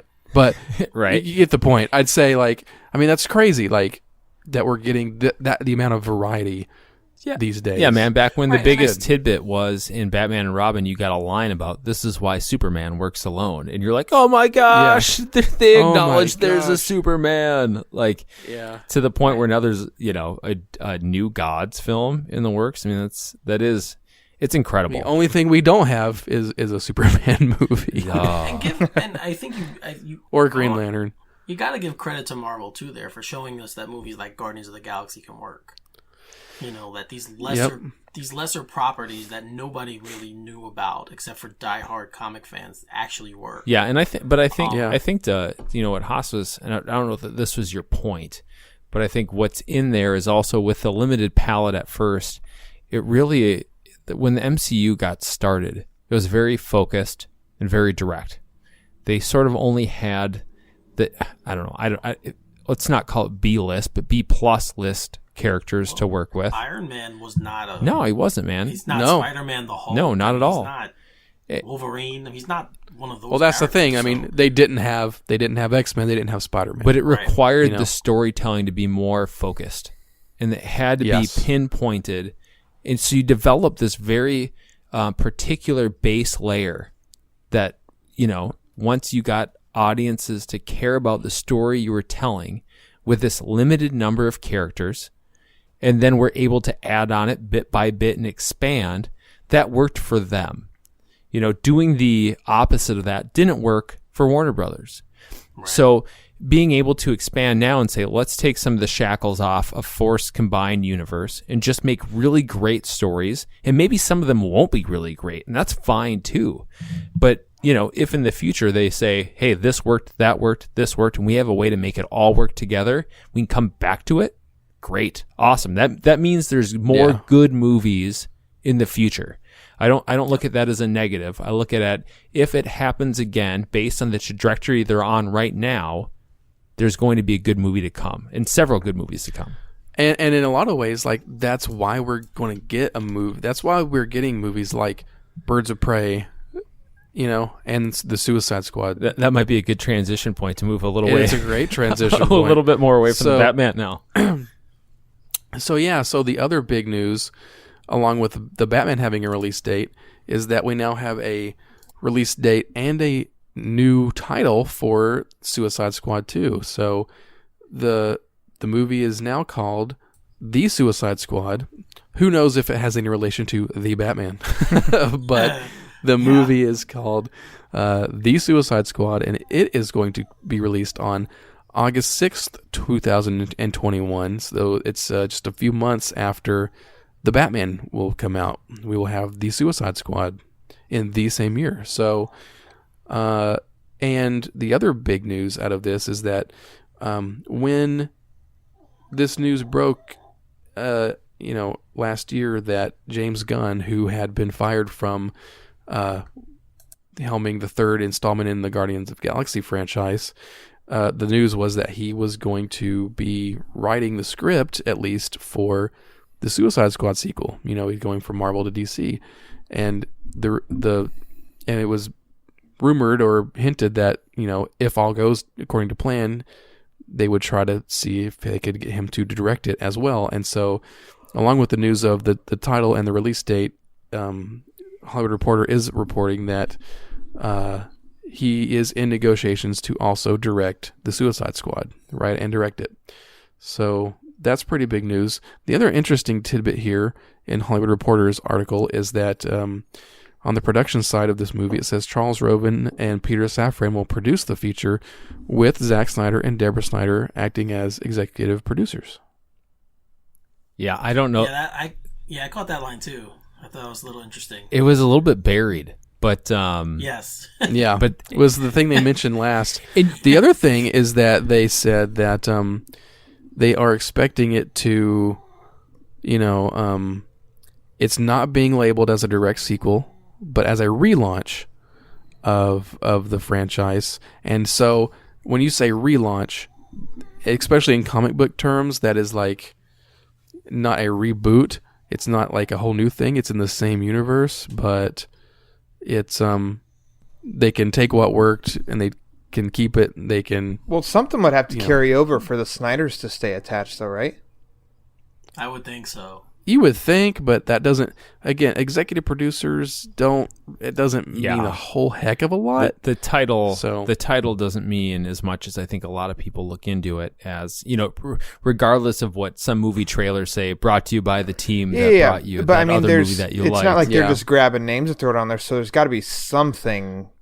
Have them, and again, that's why the word relaunch to me is very important. It's like. You kind of got introduced to in Suicide Squad 1, and you're kind of going to get some of this stuff in Birds of Prey, but in terms of Suicide Squad moving forward, a relaunch is like, okay, here's the new thing. It's the new Suicide Squad. I think they can still retain some elements, but I hope they do. I hope they do. I hope so too. There's obviously things I'm sure Warner Brothers wants like hell to make sure that Harley Quinn's in that movie, right? Viola Davis. 100%. Harley Quinn and Waller absolutely need to be the mainstays, I think. And I think there's a case to be made for Will Smith. Yeah. There's a big one. Yes. So and the other interesting to be clear, paragraph, it connects, pretty directly to the source material, because the Suicide Squad is an ever-changing lineup of players that are on this team. Oh yeah, and it's supposed to be set up for that anyway, and I think they can have fun with it. And I think one thing you can't miss. Sorry, I know you're trying to get to the next point, but one thing that I think from a business side can't be missed is how that film played. I'm not just talking about the box office, but that's a big part of it. But how that film played to audiences, because it had a lot of goodwill, if not among critics and not among, the Twitter film commentators, but it had a lot of goodwill across general audience. And I mean general in a pretty broad sense of the word. You had a diverse cast from different ethnicities and different backgrounds that brought in a diverse audience that doesn't always show up for all superhero movies. And I think it would be a misstep on Warner Brothers' part to distance themselves too far from that. Because you're talking about a movie that was lambasted by critics that still made, almost $800 million at the box office? Yeah, without China. And had legs like no one's business. In the comparisons that I would put towards it, and I'm not the first one to do it, so I'm not trying to claim that. But you look at what the Fast and the Furious franchise has been able to do with characters from different backgrounds that look a little bit different. It's not talk about a series that had its own set of relaunches. Oh, no kidding! Within itself, too. And different themes and different dynamics and different types of pictures they made. But just from a cast standpoint, they made a really smart choice at I think it was maybe Fast 5 that said we are going to bring in characters that completely different segments of the audience can see and relate to. And I'm not one that always, preaches about representation. But I think there is a lot to be said about, I'm this person I'm this type of person that identifies in this way. And there's a person that I identify with on the screen, and I will go see that type of movie that I normally wouldn't have because I have that connection point. And, so whether or not it's a complete relaunch or reboot, I think, the characters that worked, I would like to see continue, and at least that sort of presentation or the mix of who is on screen would be very, very smart for Warner Brothers to continue with. Definitely expand that story of Slipknot too, because that box office for sure boom through the roof to get Slipknot more in there. Kidding. Okay. I mean, sorry, crickets. No one's ever dead in a superhero film until you see a burial scene, right? His head flew off. I'm pretty sure. No, man. You can Enchantress fix that though. It was off screen. We didn't see that. That was a cut scene, director's edition. Ayers fixed that. We didn't even see that.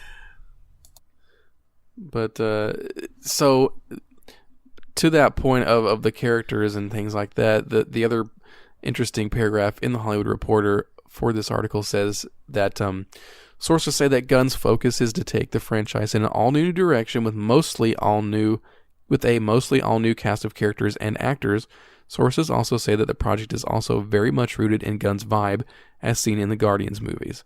So, in my opinion, I think Suicide Squad was already close to a James Gunn vibe anyway. So, even when he was announced to be writing the movie, I thought that it made sense. It didn't seem like it was going to be such a crazy transition. And again, it's baked into the concept of the Suicide Squad to have a changing roster of characters. It'll be just like the comics. As long as they keep Waller and Harley and hopefully maybe Deadshot, I think that's all you really need. It makes sense. I mean, I really liked some of the other members of the team. I like Killer Croc and Boomerang, but you don't have to have them. You can come up with new characters, or you can take there's a bunch of different villains.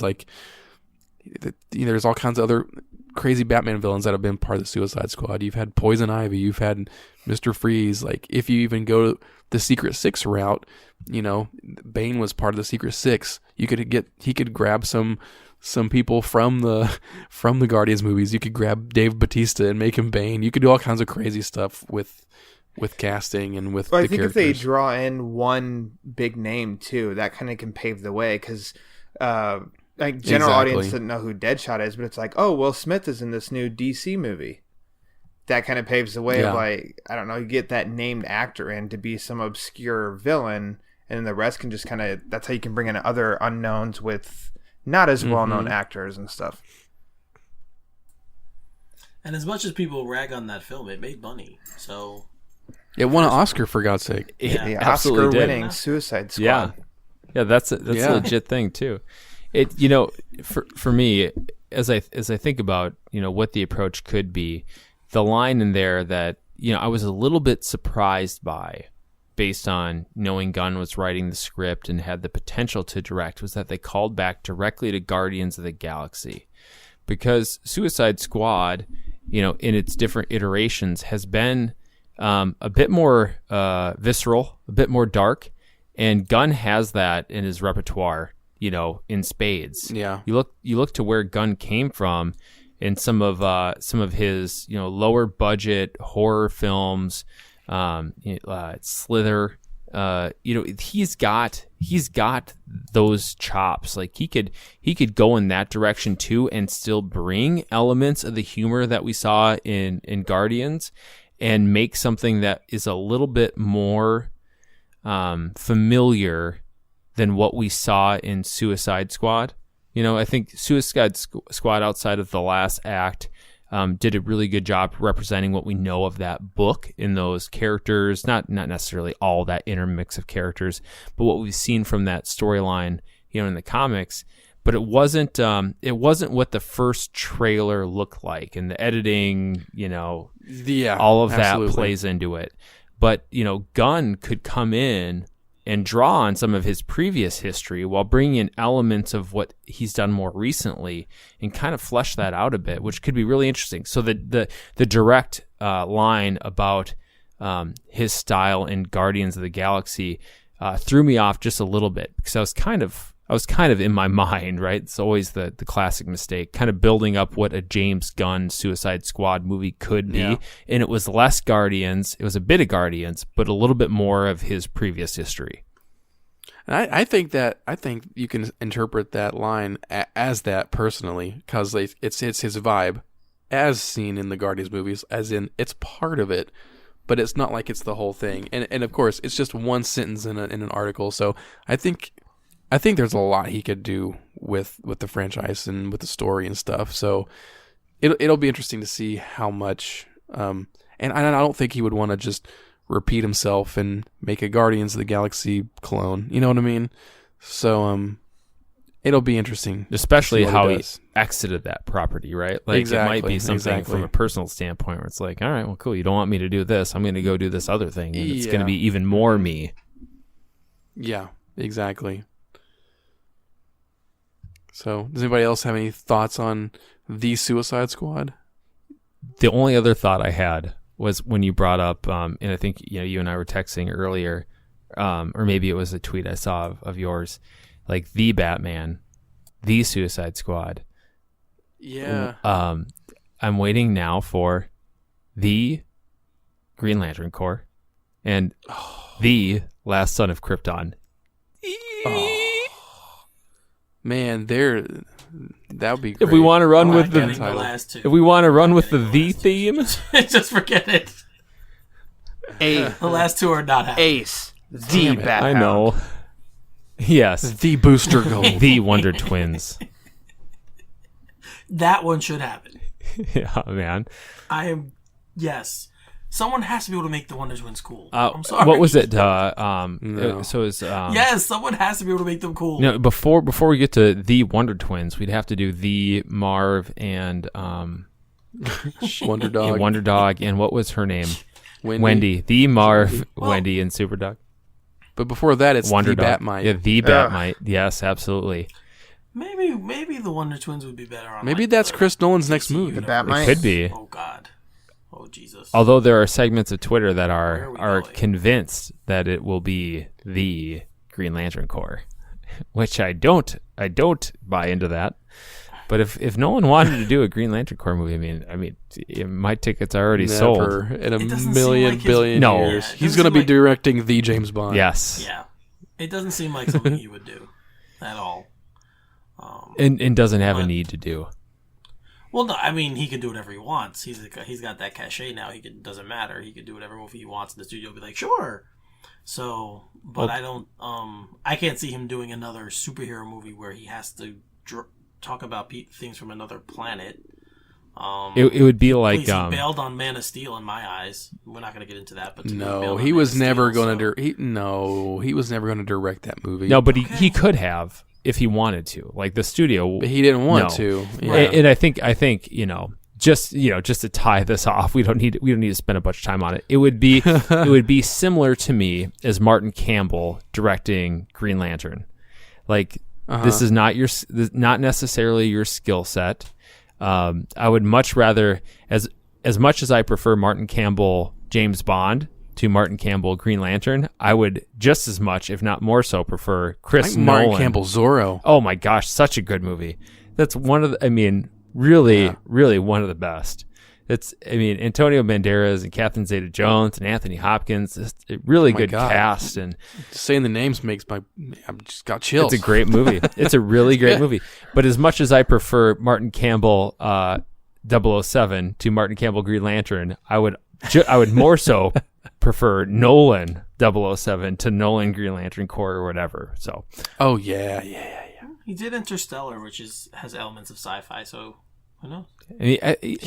Nolan's just gonna make his own GD movies. Is what he's gonna be doing. I think. I think Bond is like the only franchise that he might gravitate towards at some point. his crown jewel. I'd be so surprised if he went and did another franchise superhero movie. anything. Oh yeah, I Plus- guess franchise or- at all. Yeah. For, not superhero. Yeah, for any franchise, anything. I'd be interested. Plus, once they cast Tom Cruise as Hal Jordan, he's just going to pick whatever director he wants anyway. Man.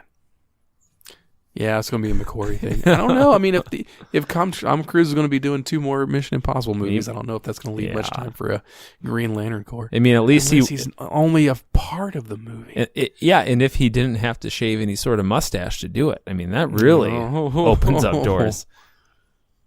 Maybe Henry Cavill can be can be Al Jordan. No, don't.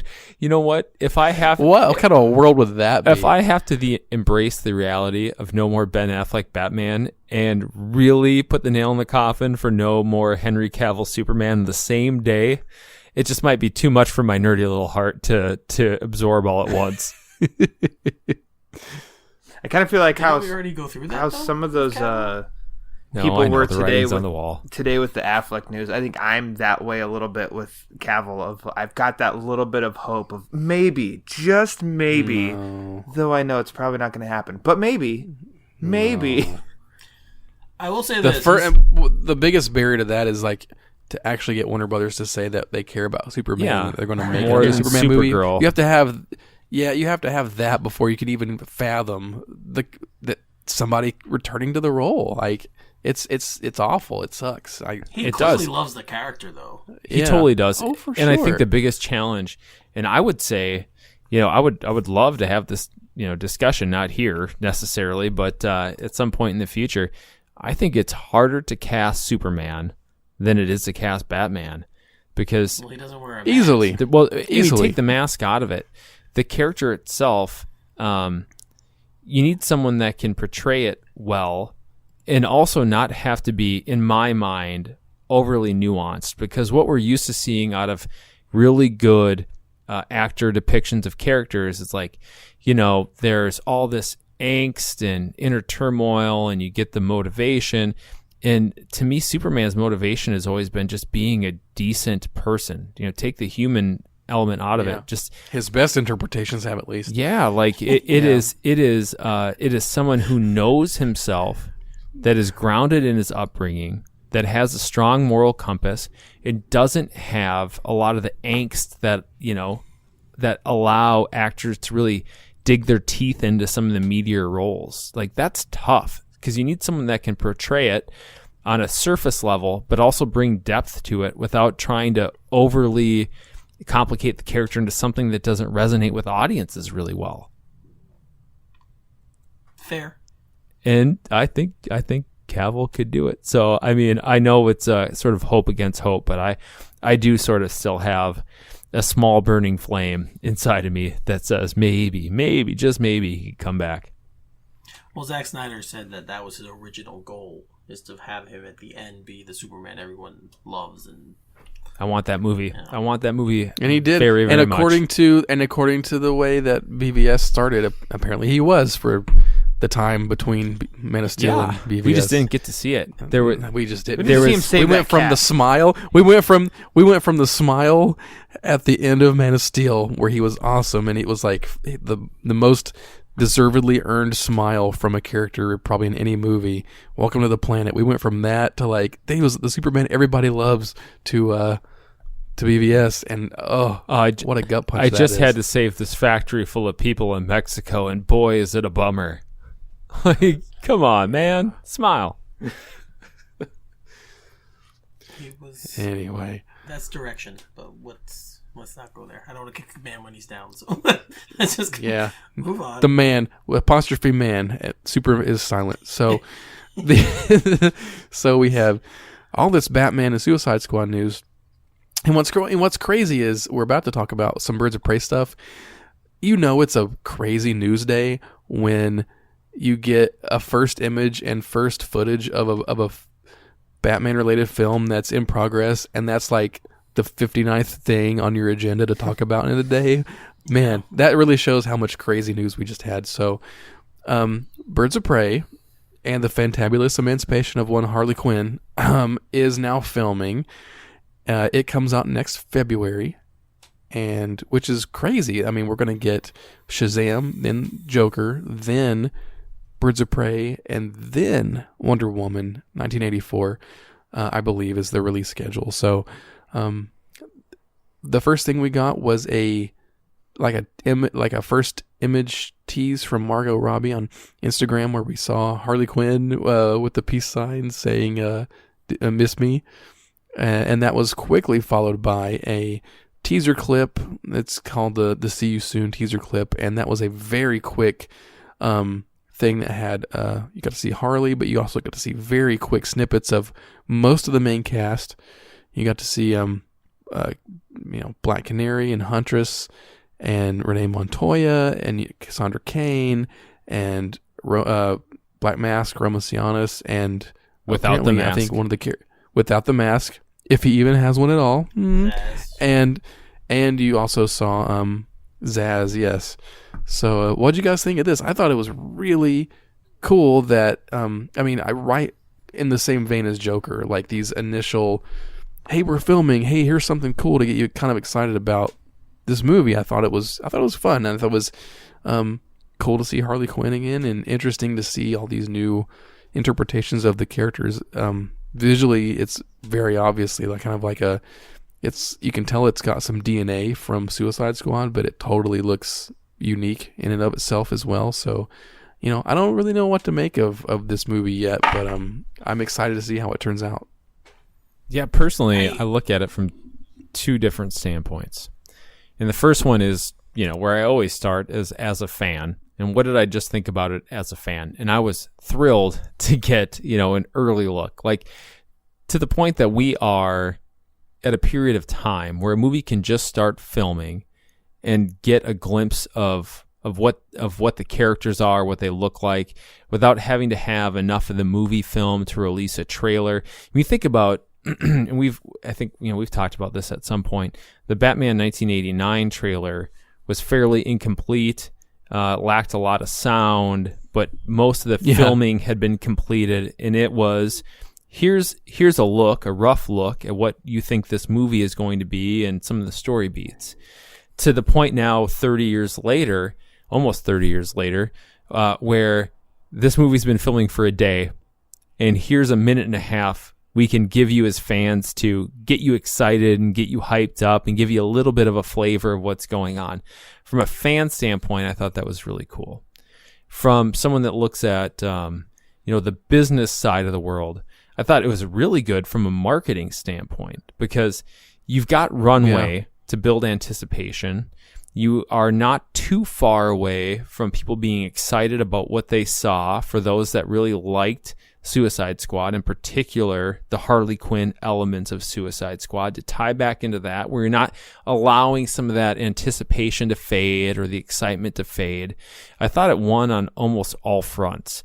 The only thing I would say from a personal standpoint, so if I get the third standpoint, is me as someone who talks about this stuff on social media and my Twitter annoyance, there were so many exaggerated leaps about what we saw or what we didn't see, what tattoos were visible or not visible, what masks were there or not there.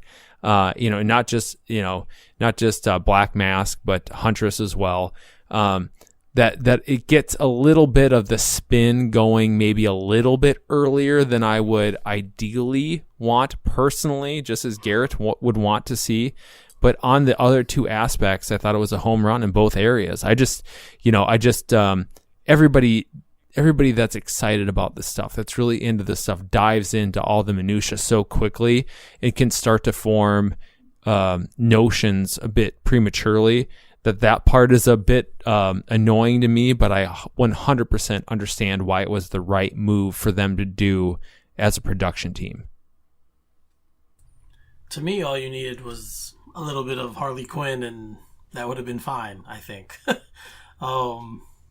She's the one everybody knows. From a marketing standpoint, if you put Margot Robbie in something where she's Harley Quinn and people see it would have worked fine. The fact that they gave a little bit of everything else, I see some people said like it seemed like kind of like a CW promo, and I actually see that a little bit. I'm not gonna lie. The way they kind of pivot around and you see faces and you see, I was kind of like, all right, I see that argument, but I don't think it's detrimental to the film. I think for this teaser specifically was for people more like us who like the characters more. I'm not sure this is gonna do much for any of the mainstream audience. So that's why I said before, if you just had Margot Robbie, who everybody knows, they knew she was Harley Quinn. They know who she is because, she's a good looking woman. She's been in hit movies outside of this world. I think that might have been a better choice. But for me, to see all the other aspects of the film and all the other characters and teasers to each one, for me, it was cool. I enjoyed it. So, when you think about just what that little snippet did for the Joker with Joaquin Phoenix, where you see him and then his face kind of changes with the lighting and everything, that got so many people hyped up. Dude, so that change in facial expression changed my perspective on the Joker movie. It really did. It was Joaquin awesome. Phoenix looking dead set center into the camera, and just the smile and the change of facial expression was like, okay, you have my attention. Right, you kind of saw what they're going for just in that little change of expression. Right. That to me is what I was like, wow, okay, they're really going somewhere with this. What stuck out to me in the Birds of Prey bit is if there is any question, if you've been, following along for where sort of pop culture is at the moment, if there is any confusion about fetishizing the 80s, this has to be the thing that makes it very clear, because there's a strong 80s vibe, from the jackets to the lighting to the music. Like, we are in the time period where we want to revisit the 80s, whether it is, the Wonder Woman 84 choice, and I'm not saying in any way those are connected at all. Like, we know this movie is going to be in a contemporary setting, to what X-Men is trying to do with Dark Phoenix, if we actually get to see that movie in the theaters, to the toys that made us on Netflix. Like, we are in 80s nostalgia mode full on. We've been there for a couple. Bumblebee. We've been there for a couple years, but there are certainly some very strong elements of that to Birds of Prey that I wasn't expecting. I didn't know. I didn't have any inclination that they were going to go that way, but it seemed pretty apparent to me in that footage. And who knows, test lighting or test costumes or however they grabbed this footage, but it seemed to send a message to me that we're going to tie into this aesthetic a bit. What excites me, I think, the most out of all of it, so it didn't, it's just a very neutral comment of, like, it didn't really do much for me, but that's not meant in a negative way at all. It was just, oh, okay. It's a 20-second teaser of really quick images. Okay. But what really I'm interested in a lot is Zsasz, what they're going to do with Victor Zsasz in the movie. Because Nightfall Part 1 was, I read that, I was either 6 or 7. And when I got to the Victor Zsasz part, I'm so old. It scared the hell out of me. Like, he was freaking creepy. And that, right. And then when Nolan used him in Begins, it was very subtle background. It didn't, like, for us that are in the know, we know Zaz's backstory and what the, those subtle scars meant and everything.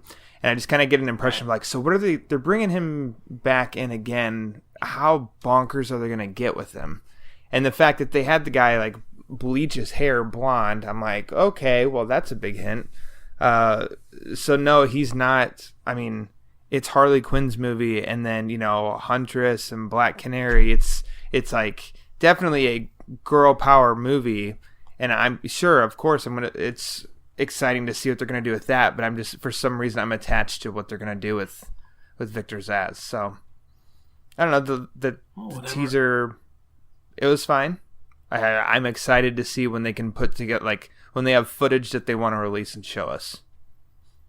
Yeah, I think, this summer we'll probably see something, and that's not, going out on a limb by any means. It'll be tagged onto some movie someplace.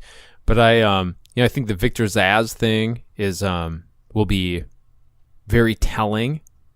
I think, the other news we've had about, what happens in the story and where Batman is, as this is a Batman-related property, I'm very intrigued by.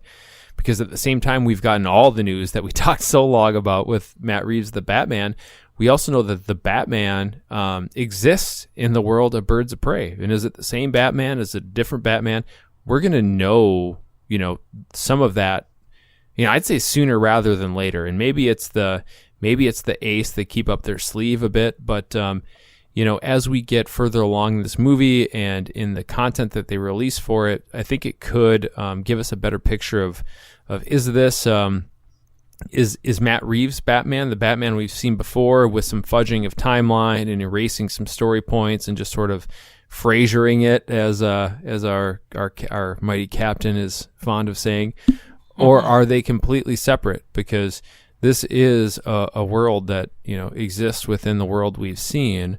And how that's separated or not separated is going to be pretty telling about where we're going with these characters in the future. Well, the title kind of says that too, right? Like the emancipation of Harley Quinn. So, it's definitely the Harley Quinn that we saw in Suicide Squad. Oh, no right? question. Like yeah, this is right. Tied to everything. This is if this is not a direct sequel, and I shouldn't say direct sequel. If this is not a new telling of a story involving pre-existing characters from a universe we've already seen, I will be. That's the You'll scratch your head. Right. That's the easiest bet I could ever make. If someone's like, "Hey, would you mortgage your house?" Well, maybe not that. Would you bet? $5,000 that this is the Harley Quinn we saw in Suicide Squad, who is the same Harley Quinn that existed in the universe where Batman versus Superman. The same one who murdered Jason Todd. Well, that's exactly such a weird leap. 100%. Without going down the rabbit hole too far, that is the thing that I think that I've thought about the most. Me too, to be honest. What does the development of the Batman with Matt Reeves and the pre-existing background of Harley Quinn wanted as an accomplice to the murder of Jason Todd tell us about where the elements of these DC films that will stay connected, because I think it's pretty clear there's a portion of this universe that will stay tightly connected. What does that tell us about the other areas of DC films that might and clearly will be a bit more individual focused and one movie at a time approach taken? So it's, I think like comic books, it'll conveniently kind of forget, magically that stuff. And in the movie itself, it was even kind of an afterthought. You have to pause it, to even see it say that. Yeah, but it's there, so it's canon. But you've got to pause it, and you've got to watch the post-credit scene with Affleck and Viola Davis talking about who knows whose identity and everything else. But the references to, we need the Suicide Squad because Superman's dead. I mean, it's really all over. It's the DNA of the DCEU is all over Suicide Squad. So For what comes with Birds of Prey and the Suicide Squad, the new Suicide Squad, we're gonna get a feel for this, I think, sooner rather than later. I don't think we're going to need to be holding our breath to see these things in the cinema to understand what's going on, and that's exciting for me. And if it is, there are pieces that are connected and there are pieces that aren't. That's just fine. That's just fine. Just give me a good movie. I just want a really good movie, and I will leave to the producers and the directors what they want to do with it and how things tie into one another. Yeah, I think that's a good place to kind of put a pin in that one, because it's exciting. It's isn't that crazy? It's not even the first Batman related film we're going to get. No. And it's filmed. And right now. It's crazy. And Harley in the Instagram shot from Margot Robbie clearly has a dog tag around her neck that says Bruce on it. So it says Bruce. What is up with that? Haas kept pointing that out. I noticed that. Yeah, and Ryan, you were one of the first people I saw, and then I saw a couple other people that we interact with on Twitter. I think Mike Snyder had a higher res picture that he posted. I think Mario had something, but it's there. I mean, there's no question about it. Now, what Bruce means or doesn't mean, or is that something that's gonna? Is it nothing? Is it nothing? Right? Is most of the time, and this is what I've observed. Like most of the time, whenever you have what you perceive as an Easter egg, or what could this character be, or oh my God, what could this person be in this movie, or it could be this. Most of the time, it equates to absolutely nothing. Right. It could just be somebody in costume design that thought it'd be something fun to put on there. Exactly. Whatever. We don't need to. I wouldn't read too much into it, but it is interesting. It is. It's something. Chose to do it's that. Something to noodle on, right? Like, it's just fun, man. It is just fun to be back. There's a dog named Bruce. Yeah. This is yours. I think it's just fun to be back in a place where we have this kind of stuff to dissect or overanalyze. Thank goodness. It's fun because it's been so speculative, and we've seen some of the circular reporting and the different accounts, on social media or some of the fan sites where, somebody reported this thing and then somebody else reports the same thing, and they actually heard it from the first site that reported it the first time, but they put their own spin on it. And then we play the telephone game and we end up with something that's nothing to actually have something that's, in a picture or, in a minute of recorded, test footage. That's a really cool place to be, and it's super exciting. And we've been without it for a while. So, and not really a while, right? It hasn't been. It's not like this isn't the dark years between Batman and Robin and Batman Begins. We've been spoiled at this point to think that we are going to get big news every 3 months or something. But it is fun to see it again and have something to talk about with your friends and your buddies, and build up random crazy theories about what could happen, and maybe it doesn't happen or maybe it does. But man, it gives something to pass the time with, doesn't it? Things are in production. That's what's the good thing. It's great. Right. We're getting to the point where we're talking more about the movies themselves. which is, I think, what we all want. And man, we haven't even, because the news, there's been so much news in the last 24 to 36 hours. There's some stuff that Ryan and I were talking about, Haas and I were talking about, maybe we should talk about tonight that kind of seems played out at this point. The Wonder Woman 84 stuff, and how Jenkins wanted or knew that she wanted to bring back Steve Trevor during the filming of Wonder Woman, and why it wasn't just that thing worked and we need to force him back in, or and she's already got ideas for Wonder Woman 3, which she's talking about it as if it's a trilogy capper, right? And not a historical, or she's thinking about it as a contemporary story, not doing a period piece with it. Like we're at the point now where you almost can't. I was really hoping for a Wonder Woman 2049. Right. Yeah. Gosling shows up and Right. Man. But we're at the point where this stuff is really developing so quickly, and there's such a desire for the content that it's hard to keep up with. And that is, for guys that, for people that do what we do, it can be a challenge, but man, is it also fun to just have so much stuff to talk about that you can't always fit it in. That's neat. It seems to come in bunches, though. Yeah, it does. If they could, if they could not cluster it all in the same They, 72-hour period, it'd really help. It'd really help the podcasters and the website contributors of the world. Yeah, Well, it's just, it's literally like the classic Men in Black scene where Tommy Lee Jones is like, imagine what you'll know tomorrow. Yeah. Right, like if they drop all this today, what's going to happen tomorrow? There was even video game news, right? Or like little teasers. Yes, about, man. The right? Rocksteady potentially. Stuff about Batman, another Batman movie. Game, sorry. What they did? Rocksteady for real? Yeah, themselves? Well, I've heard rumors, but before we get too excited, I think particularly I want to let Haas know this was reported by Heroic Hollywood that true. there is a Sheriff that one. Arkham. What was Arkham? I stopped listening already. I know, man. But there is rumors that there's a 5th Arkham game in the works. Yeah, well. And you know better than us, I'm sure. Oh my goodness. You mean there's a studio that's been open, his doors have been open for quite a few years after the last game, and they're making another game? Yeah. Oh boy. Imagine. Montreal. But you know what? Of course. So No, that Montreal is separate from Rocksteady. Right, I know that. So Rocksteady's doing something. Well, so is Montreal. They've been quiet too. well, yeah. They're doing so the news in the hopper was basically that there is thoughts to be a new Arkham game, and immediately everyone was like, "Yes, more Rocksteady Arkham." And I said, and Lauer was with me. I'm like, you don't need to make it Rocksteady. Like, I was just fine with Origins. Like, I had a blast playing that game. Yeah. If they said WB Montreal, hey, you're gonna carry the torch for us here, and we're gonna make a capper or maybe another couple Arkham games in this universe.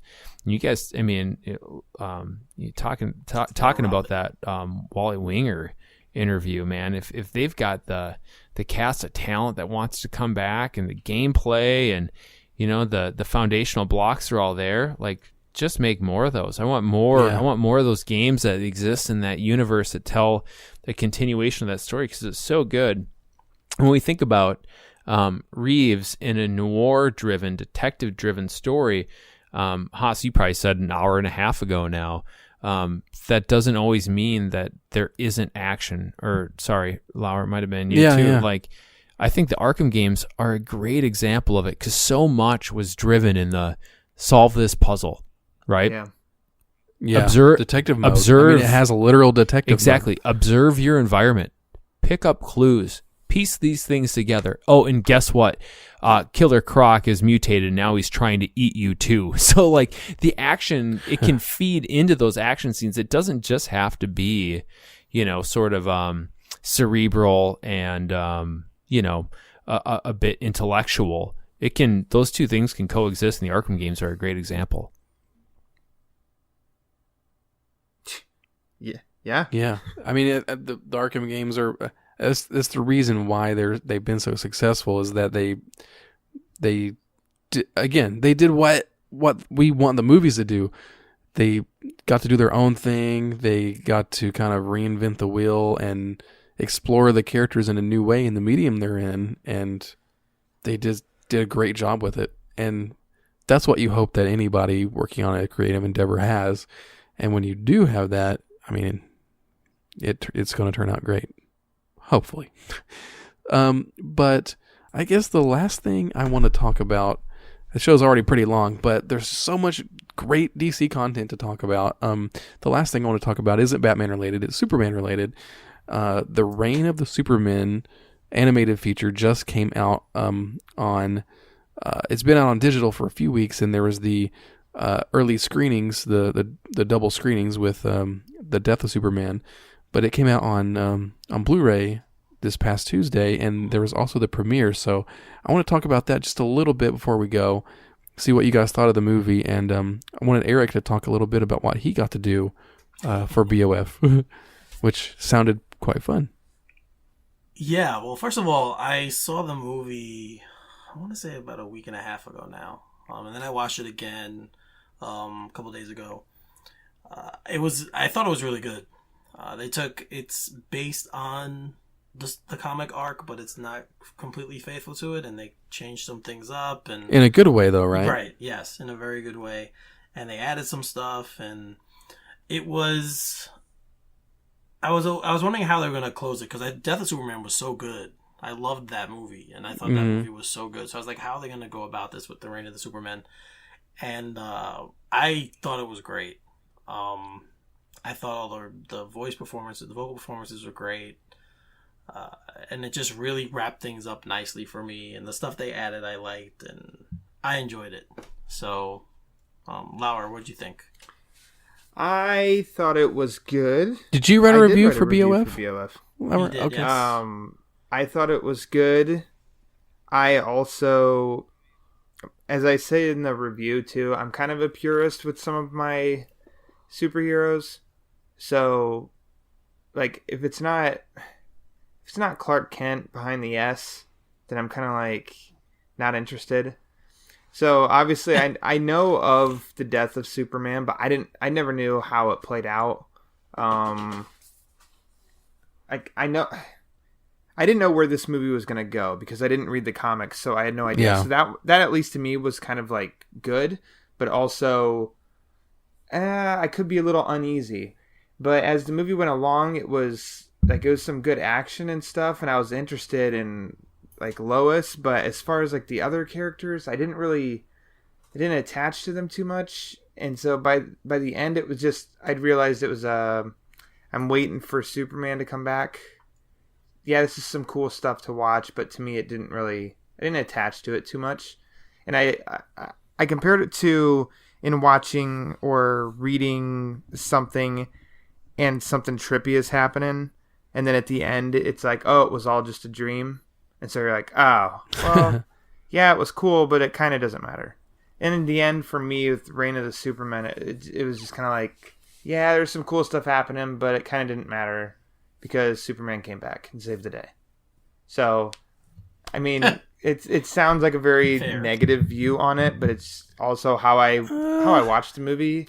It's like I'll probably watch it again, but just because he comes back, I don't think undersells the fact that he dies. No, not at all. I'm with Eric on. I really, really liked the Death of Superman.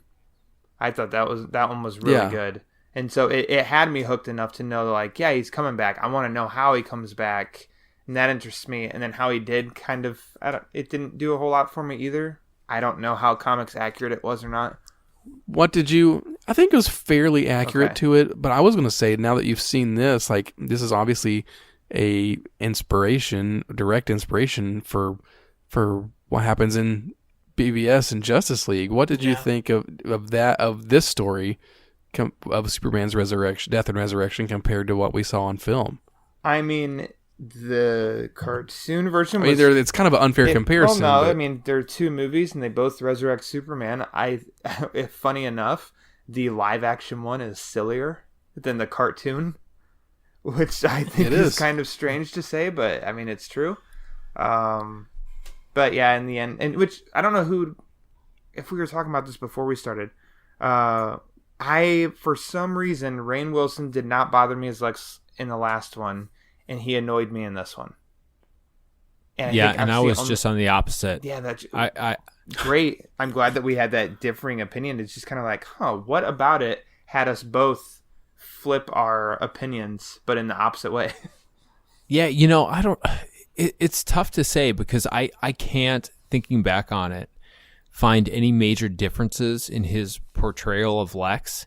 For me, I think it took me a while to get used to hearing Dwight Schrute's voice as Lex, and this is the Lex that, and we got into this a little bit before we started recording too. This is the Lex that I've always wanted to see and haven't seen in live action. This is the intense, very intelligent, very methodical, billionaire with strength, with a physical presence that we got out of Clancy Brown in the Superman animated series, but haven't seen in live action. And I think the initial disconnect for me was just reconciling the actor with the character in the first movie. And I just had more time to settle in to that portrayal and to sort of resolve the dissonance between the actor and the character I was seeing on screen. He to me, he just came off a little bit more hammy and he just didn't seem threatening to me through Wilson's, I don't know, his enunciation of stuff, and was just kind of like, meh, meh, meh. And I just got a little, I don't know. I can see some of that, Lowers. I think through like, the initial unveiling of the Superboy Superman, and as long as there's LexCorp, there will be a Superman. Like that was kind of on the nose. I think it was a bit what they were going for, but to the broader point, we, as audience members, we all bring a lot of backstory of our own to these movies. And, what's interesting for me to hear, Ryan, with you talking about not being familiar with the source material, I was in the 4th grade when the Death of Superman story unfolded, and I'd always been a Superman fan and Batman fan and liked these characters, but it was really the Death of Superman storyline that got me into collecting comics, not just reading a comic here or there. Yeah. My dad bringing... I've heard other people say that too. Yeah. And I have that one. Not just my dad bringing home some comic books from a business trip he was on and grabbed me something, or whatever, but really like every Tuesday at the bookstore that we went to at 5 p.m., they got the Wednesday issues, and the owner of that bookstore, and this is a regular bookstore. It was actually a used bookstore that also sold comic books on the spinner rack. They had those issues, whether it was Man of Steel, Adventures of Superman, or whatever the fourth one was. Let's get Man of Steel. They had those issues waiting for me, and I read those. In the car ride home. I've talked about how we lived in the middle of nowhere. It was a half-hour car ride home, and I read those issues every Tuesday night. And to me, it was like, it wasn't a direct adaptation, but it got the spirit of the original and presented it in an hour-and-a-half way that felt true to what I experienced as, whatever you are in the 4th grade, without being just a complete replay. So I really appreciated it and really enjoyed it. I do think Death of Superman was stronger because you sort of had the central character there the whole time. And I do see what you're saying around, you're kind of waiting for the resolve the whole time in the Reign of Superman. But to me, that didn't take away from it because I had the pre-existing experience. And if you didn't have it, I can understand that this wouldn't be quite as fulfilling.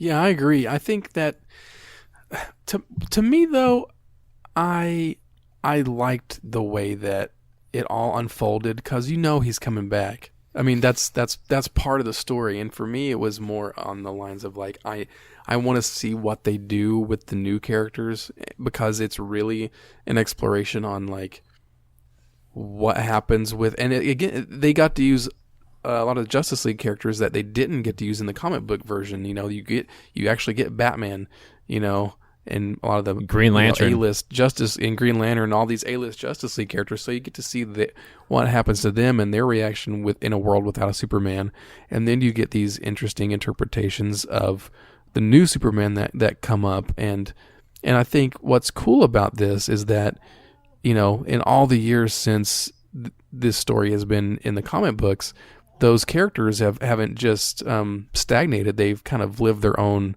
lives and got to kind of grow and continue on in publication in DC Comics. So they got to take a lot of the best parts, the greatest hits of what those characters have become over the years, and kind of reintegrate that back into the original story. Like in terms of Superboy, I haven't read the original Reign of the Superman, but it's my understanding that the fact that he was a clone of both Superman and Lex Luthor was not, the Lex Luthor part wasn't even really part of the story until years later. Yeah, that came a lot later.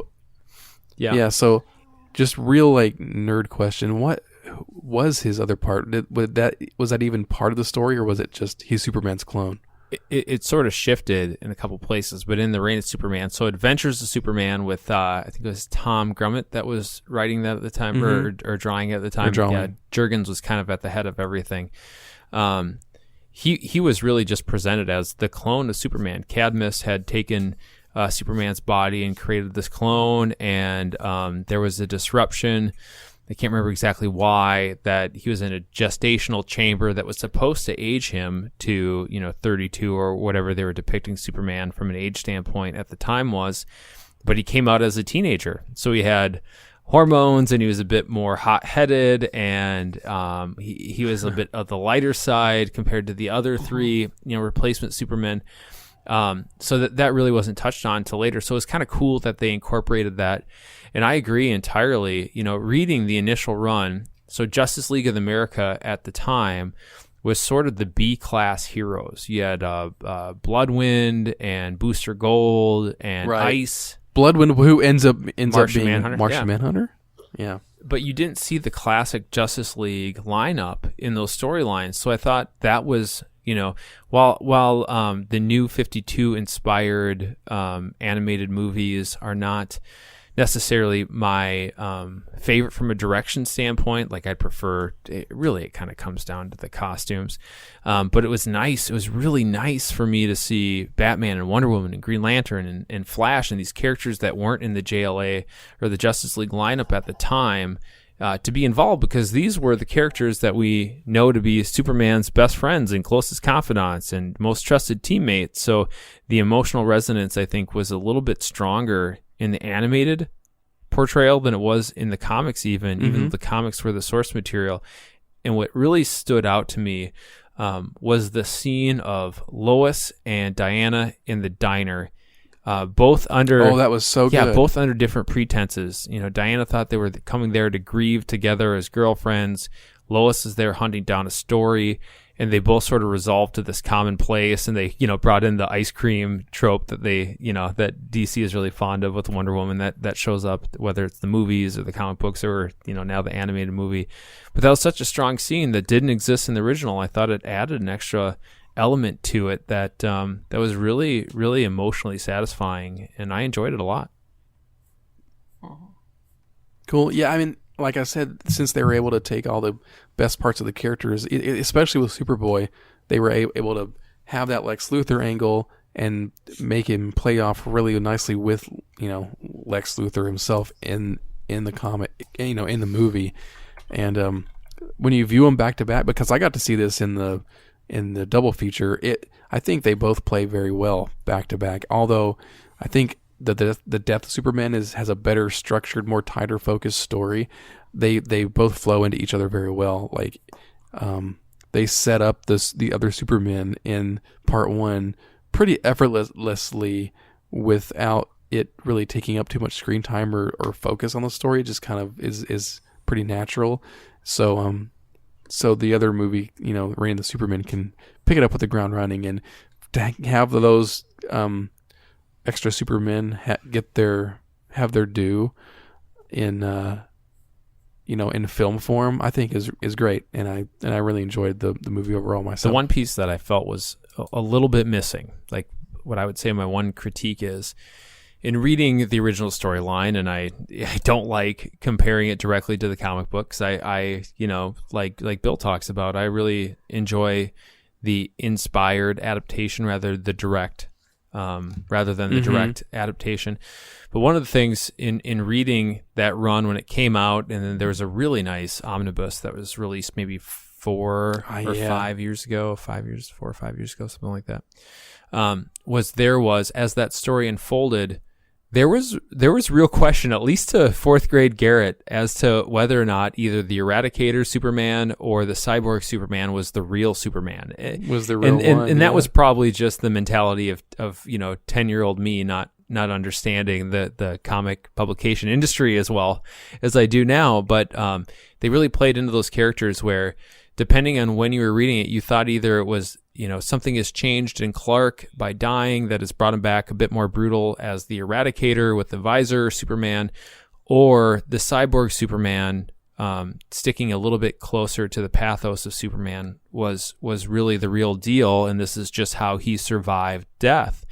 And that part was a little bit missing. There was the scene on the balcony, and Lois is in her kind of pink, almost nighty-ish dress which was, felt like a real direct callback to Superman, the motion picture.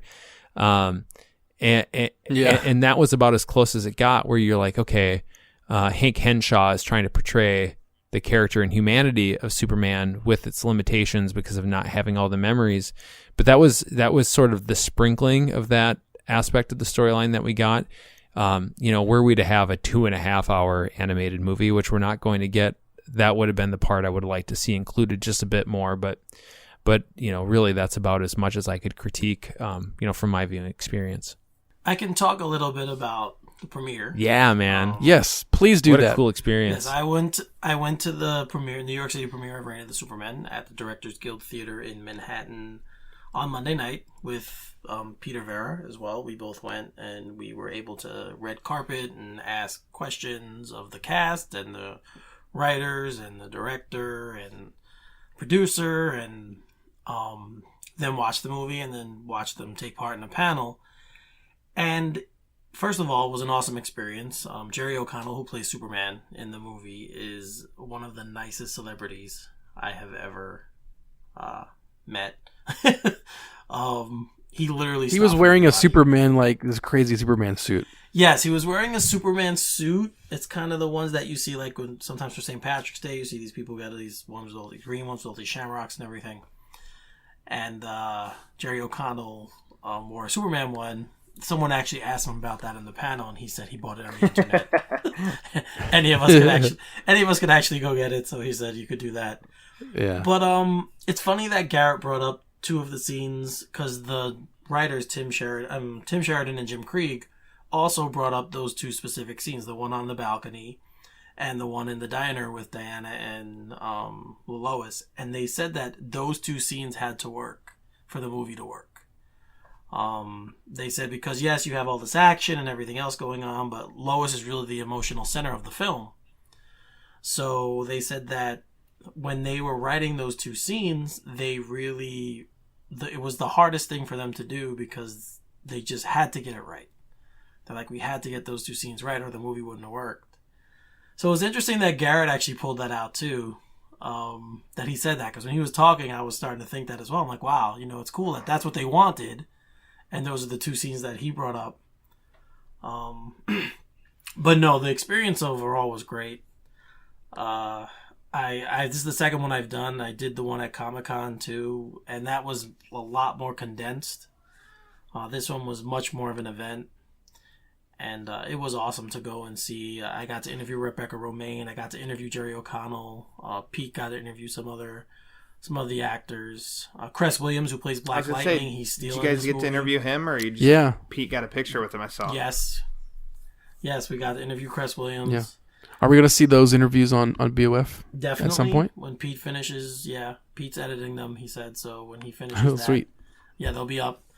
And yeah, it was a really cool experience. I hope you guys, if you ever get an opportunity in your cities, Lauer, you might get one. That'd Chicago. be great. Yeah, it would be awesome if you guys can go cover, because it's really cool to get to speak to the people who are acting in these things. Like, people's like, it's voice acting, yeah, but still, to hear them talk about the difference in how they approach live and voice, and what actually goes on in a voice booth where you're by yourself, none of your other actors are there, you don't have any motivation to go with it, and you're just talking basically to, you have the one guy in there who kind of is your sounding board, and that's it. It's not the person playing the part. And then to hear them talk about it, and then to see it all come together, I mean, that was awesome. So awesome experience. I definitely hope we do a couple more. If I get the opportunity, living in New York, these things come our way, me and Pete's way. So we kind of we kind of get these opportunities. They avoid the negative 30 tundra that is frozen Minneapolis. Oh my gosh, the polar vortex. Yeah, for real. Yeah, but I mean, I got to Rebecca Romaine, great. She's one of the actors who actually sound pretty much like she does in the movie. Like, Jerry O'Connell to me doesn't sound like the Superman I saw. Like, when I watched the movie and I heard his voice, I'm like, it doesn't sound like him, but it's him. But it was just awesome to be a part of, and if anyone ever gets an opportunity, like, there were a lot of fans there too. It wasn't just for media. There was a lot of fans there too, a fan event. Even if you get an opportunity to do that somewhere, you definitely should. Just to be part of that experience was awesome. So thanks to Bill for introducing us to Gary, and Gary for hooking us up. Yeah. And it's cool now that they're starting to recognize Pete and I. I was about to say that you guys have done a few of these now. So some of these crossover actors that you keep running into, you're like, oh yeah, I remember you guys. I love Batman on film. Yeah, Patrick Fabian noticed Pete and I, and we were at Comic-Con. He was at Comic-Con when we went there, so he noticed us. Sam Liu noticed us, which was awesome. He's director, so that was awesome to have the director say, hey. And James Tucker too. James Tucker remembered us as well, so that's great. It was pretty cool. Yeah. Cool. So yeah, if you're a Superman fan at all, I think those two movies are definitely worth your time. So so there's already some great content on BOF for that. We've got Lauer's interview. We've got Pete's interviews from what was that, New York Comic Con last year that are also up. Yes, New York Comic Con from October 2017. Yeah. So we've got those, and so we'll have these new interviews from the premiere that are going to come up as well. So that's fun. I think one of the next films that I'm excited for, I think the very next one's probably going to be Justice League versus the Fatal Five, which is in the original Justice League animated continuity, and it's going to have Kevin Conroy and everybody back, and then later after that you're going to have animated Batman Hush. So we're definitely have to cover that on this show. So that'll be a good time. It was funny. Jerry O'Connell said to me, because I have this little Batman pendant that I wear, and he saw it and he goes, "Are you upset that this is not Hush? That you're not at the Hush premiere?" And I was like, "Oh no, I'm like, not yet." I said, "But eventually, hopefully, we get to do that one too." Yeah. That was cool. Cool. Yeah. So I guess that's a giant news show we just had. Congratulations. Yes. We've if you've listened, congratulations for us personally. We made it on this panel. Congratulations. We've once again tested the mettle of the BOF After Dark recording model. So congratulations. Do we have anything we want to plug? Mr. Lauer, I guess we'll start with you. I could just go back and say to check out the podcast 135, where you and I spoke to Wally Winger, the voice of the Riddler for the Arkham games. That was a great job, guys. Thank you. Yes. That was just a really good conversation. And then at least listen to the intro, which Mr. Haas made sound more so like Arkham than it already did, which is great. I didn't get to talk to you guys about that really, other than texting. That was so cool. And when listen to the interview, and Wally's like, you kind of you go in and you deliver the lines, and they don't have all the effects and the echo. And then at the end, when Lauer, it's like the snippet where you're like, hey, would you do this intro? And he just reads it. He doesn't even read it. It's just off the top of his head. And then I'm like, oh my gosh, did Did Ryan put in that effect to make it sound just like the video game? Oh, yeah. Man, that sounded so great. I did it all. That was really just- cool, when guys. when I just said, I like, was gonna- can you just say, something. Hey, Say, hey, this it's is the Batman Riddler. film. And he Shaved had this monkeys? whole he had this whole bit, and it was in character. It was so perfect, and yeah. So if you go back and listen to the episode, I included the raw, uncut version of it at the very end of the episode, so you can compare it to all the post production work I did at the beginning to make it sound like it was straight out of a Arkham cutscene. So That was a it treat. was good. It was fun. So Good job. that's what I got. Yeah. Cool. What about you, Eric? Plug. All right, so you can look out for all the Reign of the Superman content we're going to be putting up. I did interviews, Pete did interviews. We'll have all that up on Batman on Film shortly. And you can always interact with me at Finally33 on Twitter. Also, I have an article up that I just penned recently about how The Dark Knight paved the way for a movie like Black Panther to get Best Picture nomination. So that's a good article. You Yeah, guys wanna that was check an it out. excellent article, by the way. Nice, concise, like really nice article exploring that angle. I think that I've read from a few different places. Yeah, thank you. I tried not to go too far into all the reasons behind it. I just wanted to make it, No, it was good. concise enough that people could get where I'm coming from. A lot of times Yeah. I'll write stuff and I go too far and then people have questions. So it's always best to keep it as short as possible. Yeah. But that's where you guys can find me. I'm always open to conversation. If you want to go on the site and obviously read the article and then leave me comments, that's great too. So Cool. Garrett. Yeah, so I am still reviewing. I shouldn't say still reviewing because I'm actually really enjoying where it's gone. The Justice League comic book series on the website. We just posted the review of Annual #1, which is continuing the new Justice storyline and really kind of opens this thing up. The story is really coming along here. But I would love to interact with anybody on Twitter. I am at Garret, WATO. Garret is GARRET, WATO. And the WATO stands for What Are the Odds?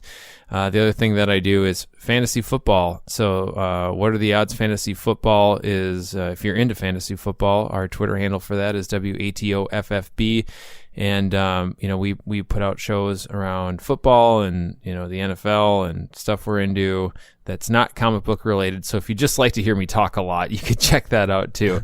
But otherwise, yeah, I'd love to chat all the superhero stuff we can have, meaningful conversations about, because man, there's so much news to cover. It's difficult to do it in a single episode without knocking on the door of 3 hours. So we can do it bits and pieces online. Sweet. I'm gonna let Eric do his additional he's got a plug, plug, man. because Gotham is back. Gotham season 5, final season, and he's doing some content for that. So what do you got? yes, so every Thursday night. Every night. Oh my God! Please, not every night. Not Too every much. night, no. I talk about Gotham for 3 hours every night. I wouldn't want to put anyone through that kind of torture. But every Thursday night after Gotham airs, me and Pete Vera have on Facebook Live a live recap show, recapping the episode of Gotham that just aired. It's a lot of fun. We enjoy doing it. It's called Live from the Green Room. The entire background of both the rooms are green. That's why it's called that. Oh Yes, my God! I get and it. That's why we go I had there. so many other yes. ideas, but that one makes more sense. So that's where we got the idea from, and we just ran with it. But yeah, we have a lot of fun doing it. If you do watch Gotham and you guys want to interact with us there, it's a great place to do it. It's through the BOF Facebook group page, so you have to become a member. But I'm an administrator now, so just ask for an invite, and I'll get you in. And then just be cool after you're on the inside. Right. That's the most important thing. Just be cool. Please don't start problems. As cool as you can be on a Batman dedicated Facebook page. Because secret society. Yeah, right. Like, we're not asking you to be actually cool. Just don't be a jerk. If I'm the one who lets you in and it gets back that I did and you're an idiot, then I'm gonna get yelled at. So Eric Holzmann endorses my insanity. yes. See, that's why Haas can't come in. That's why we can't have him. Yeah, that's what I would be. I would turn into just awfulness. I'm waiting for you to. Eric said I could do whatever I wanted to. I'm waiting for Haas to create a dummy account now, just to pepper you guys with terrible And not tell comments. us. Right? Yeah. Exactly. Just totally undercover. Well, he's the only other one of us here who watches Gotham, so That's true. yeah. It's true. Not too many episodes left. I'm counting them down. No. We got like This season eight hasn't been- episodes left. It's been a mixed bag for me this year. Half of them I Hey, liked. I'm gonna tell you right now. This is already easily the best season of Gotham.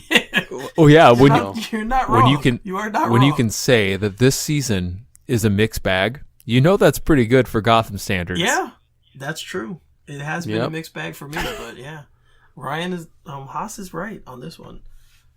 So And everyone. So on that note, you can follow me on Twitter at SMB_Ryan and totally go back and listen to the last 3 shows. 135 interview with Wally Winger, 136 lots of Ghostbusters talk with me and Paul Herman, and 137 me and Paul Herman again discussing Glass. So those are all super good shows. Those are a lot of fun. Let's go back and listen to those. And follow, of course, the Batman Podcast Network on Twitter at BatPod Network. And yeah, so a bunch of news. I'm sure we're going to hear a lot more in the coming days and weeks, and we will be here to talk about it all. So that wraps up today's episode. For Eric, Garrett, and Ryan, I'm Ryan. Thanks for listening, and we'll catch you next time.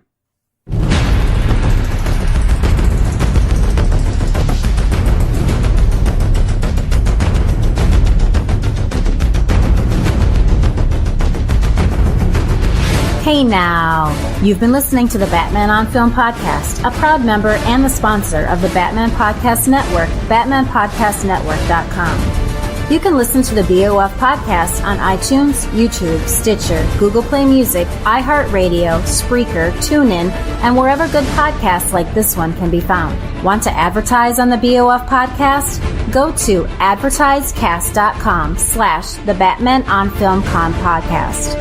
Follow Jet on Twitter at Batman on Film and on BOF's Facebook fan page at facebook.com/jet.batmanonfilm. Email Jet via jet@batman-on-film.com. I'm announcer Rachel. Thanks for listening.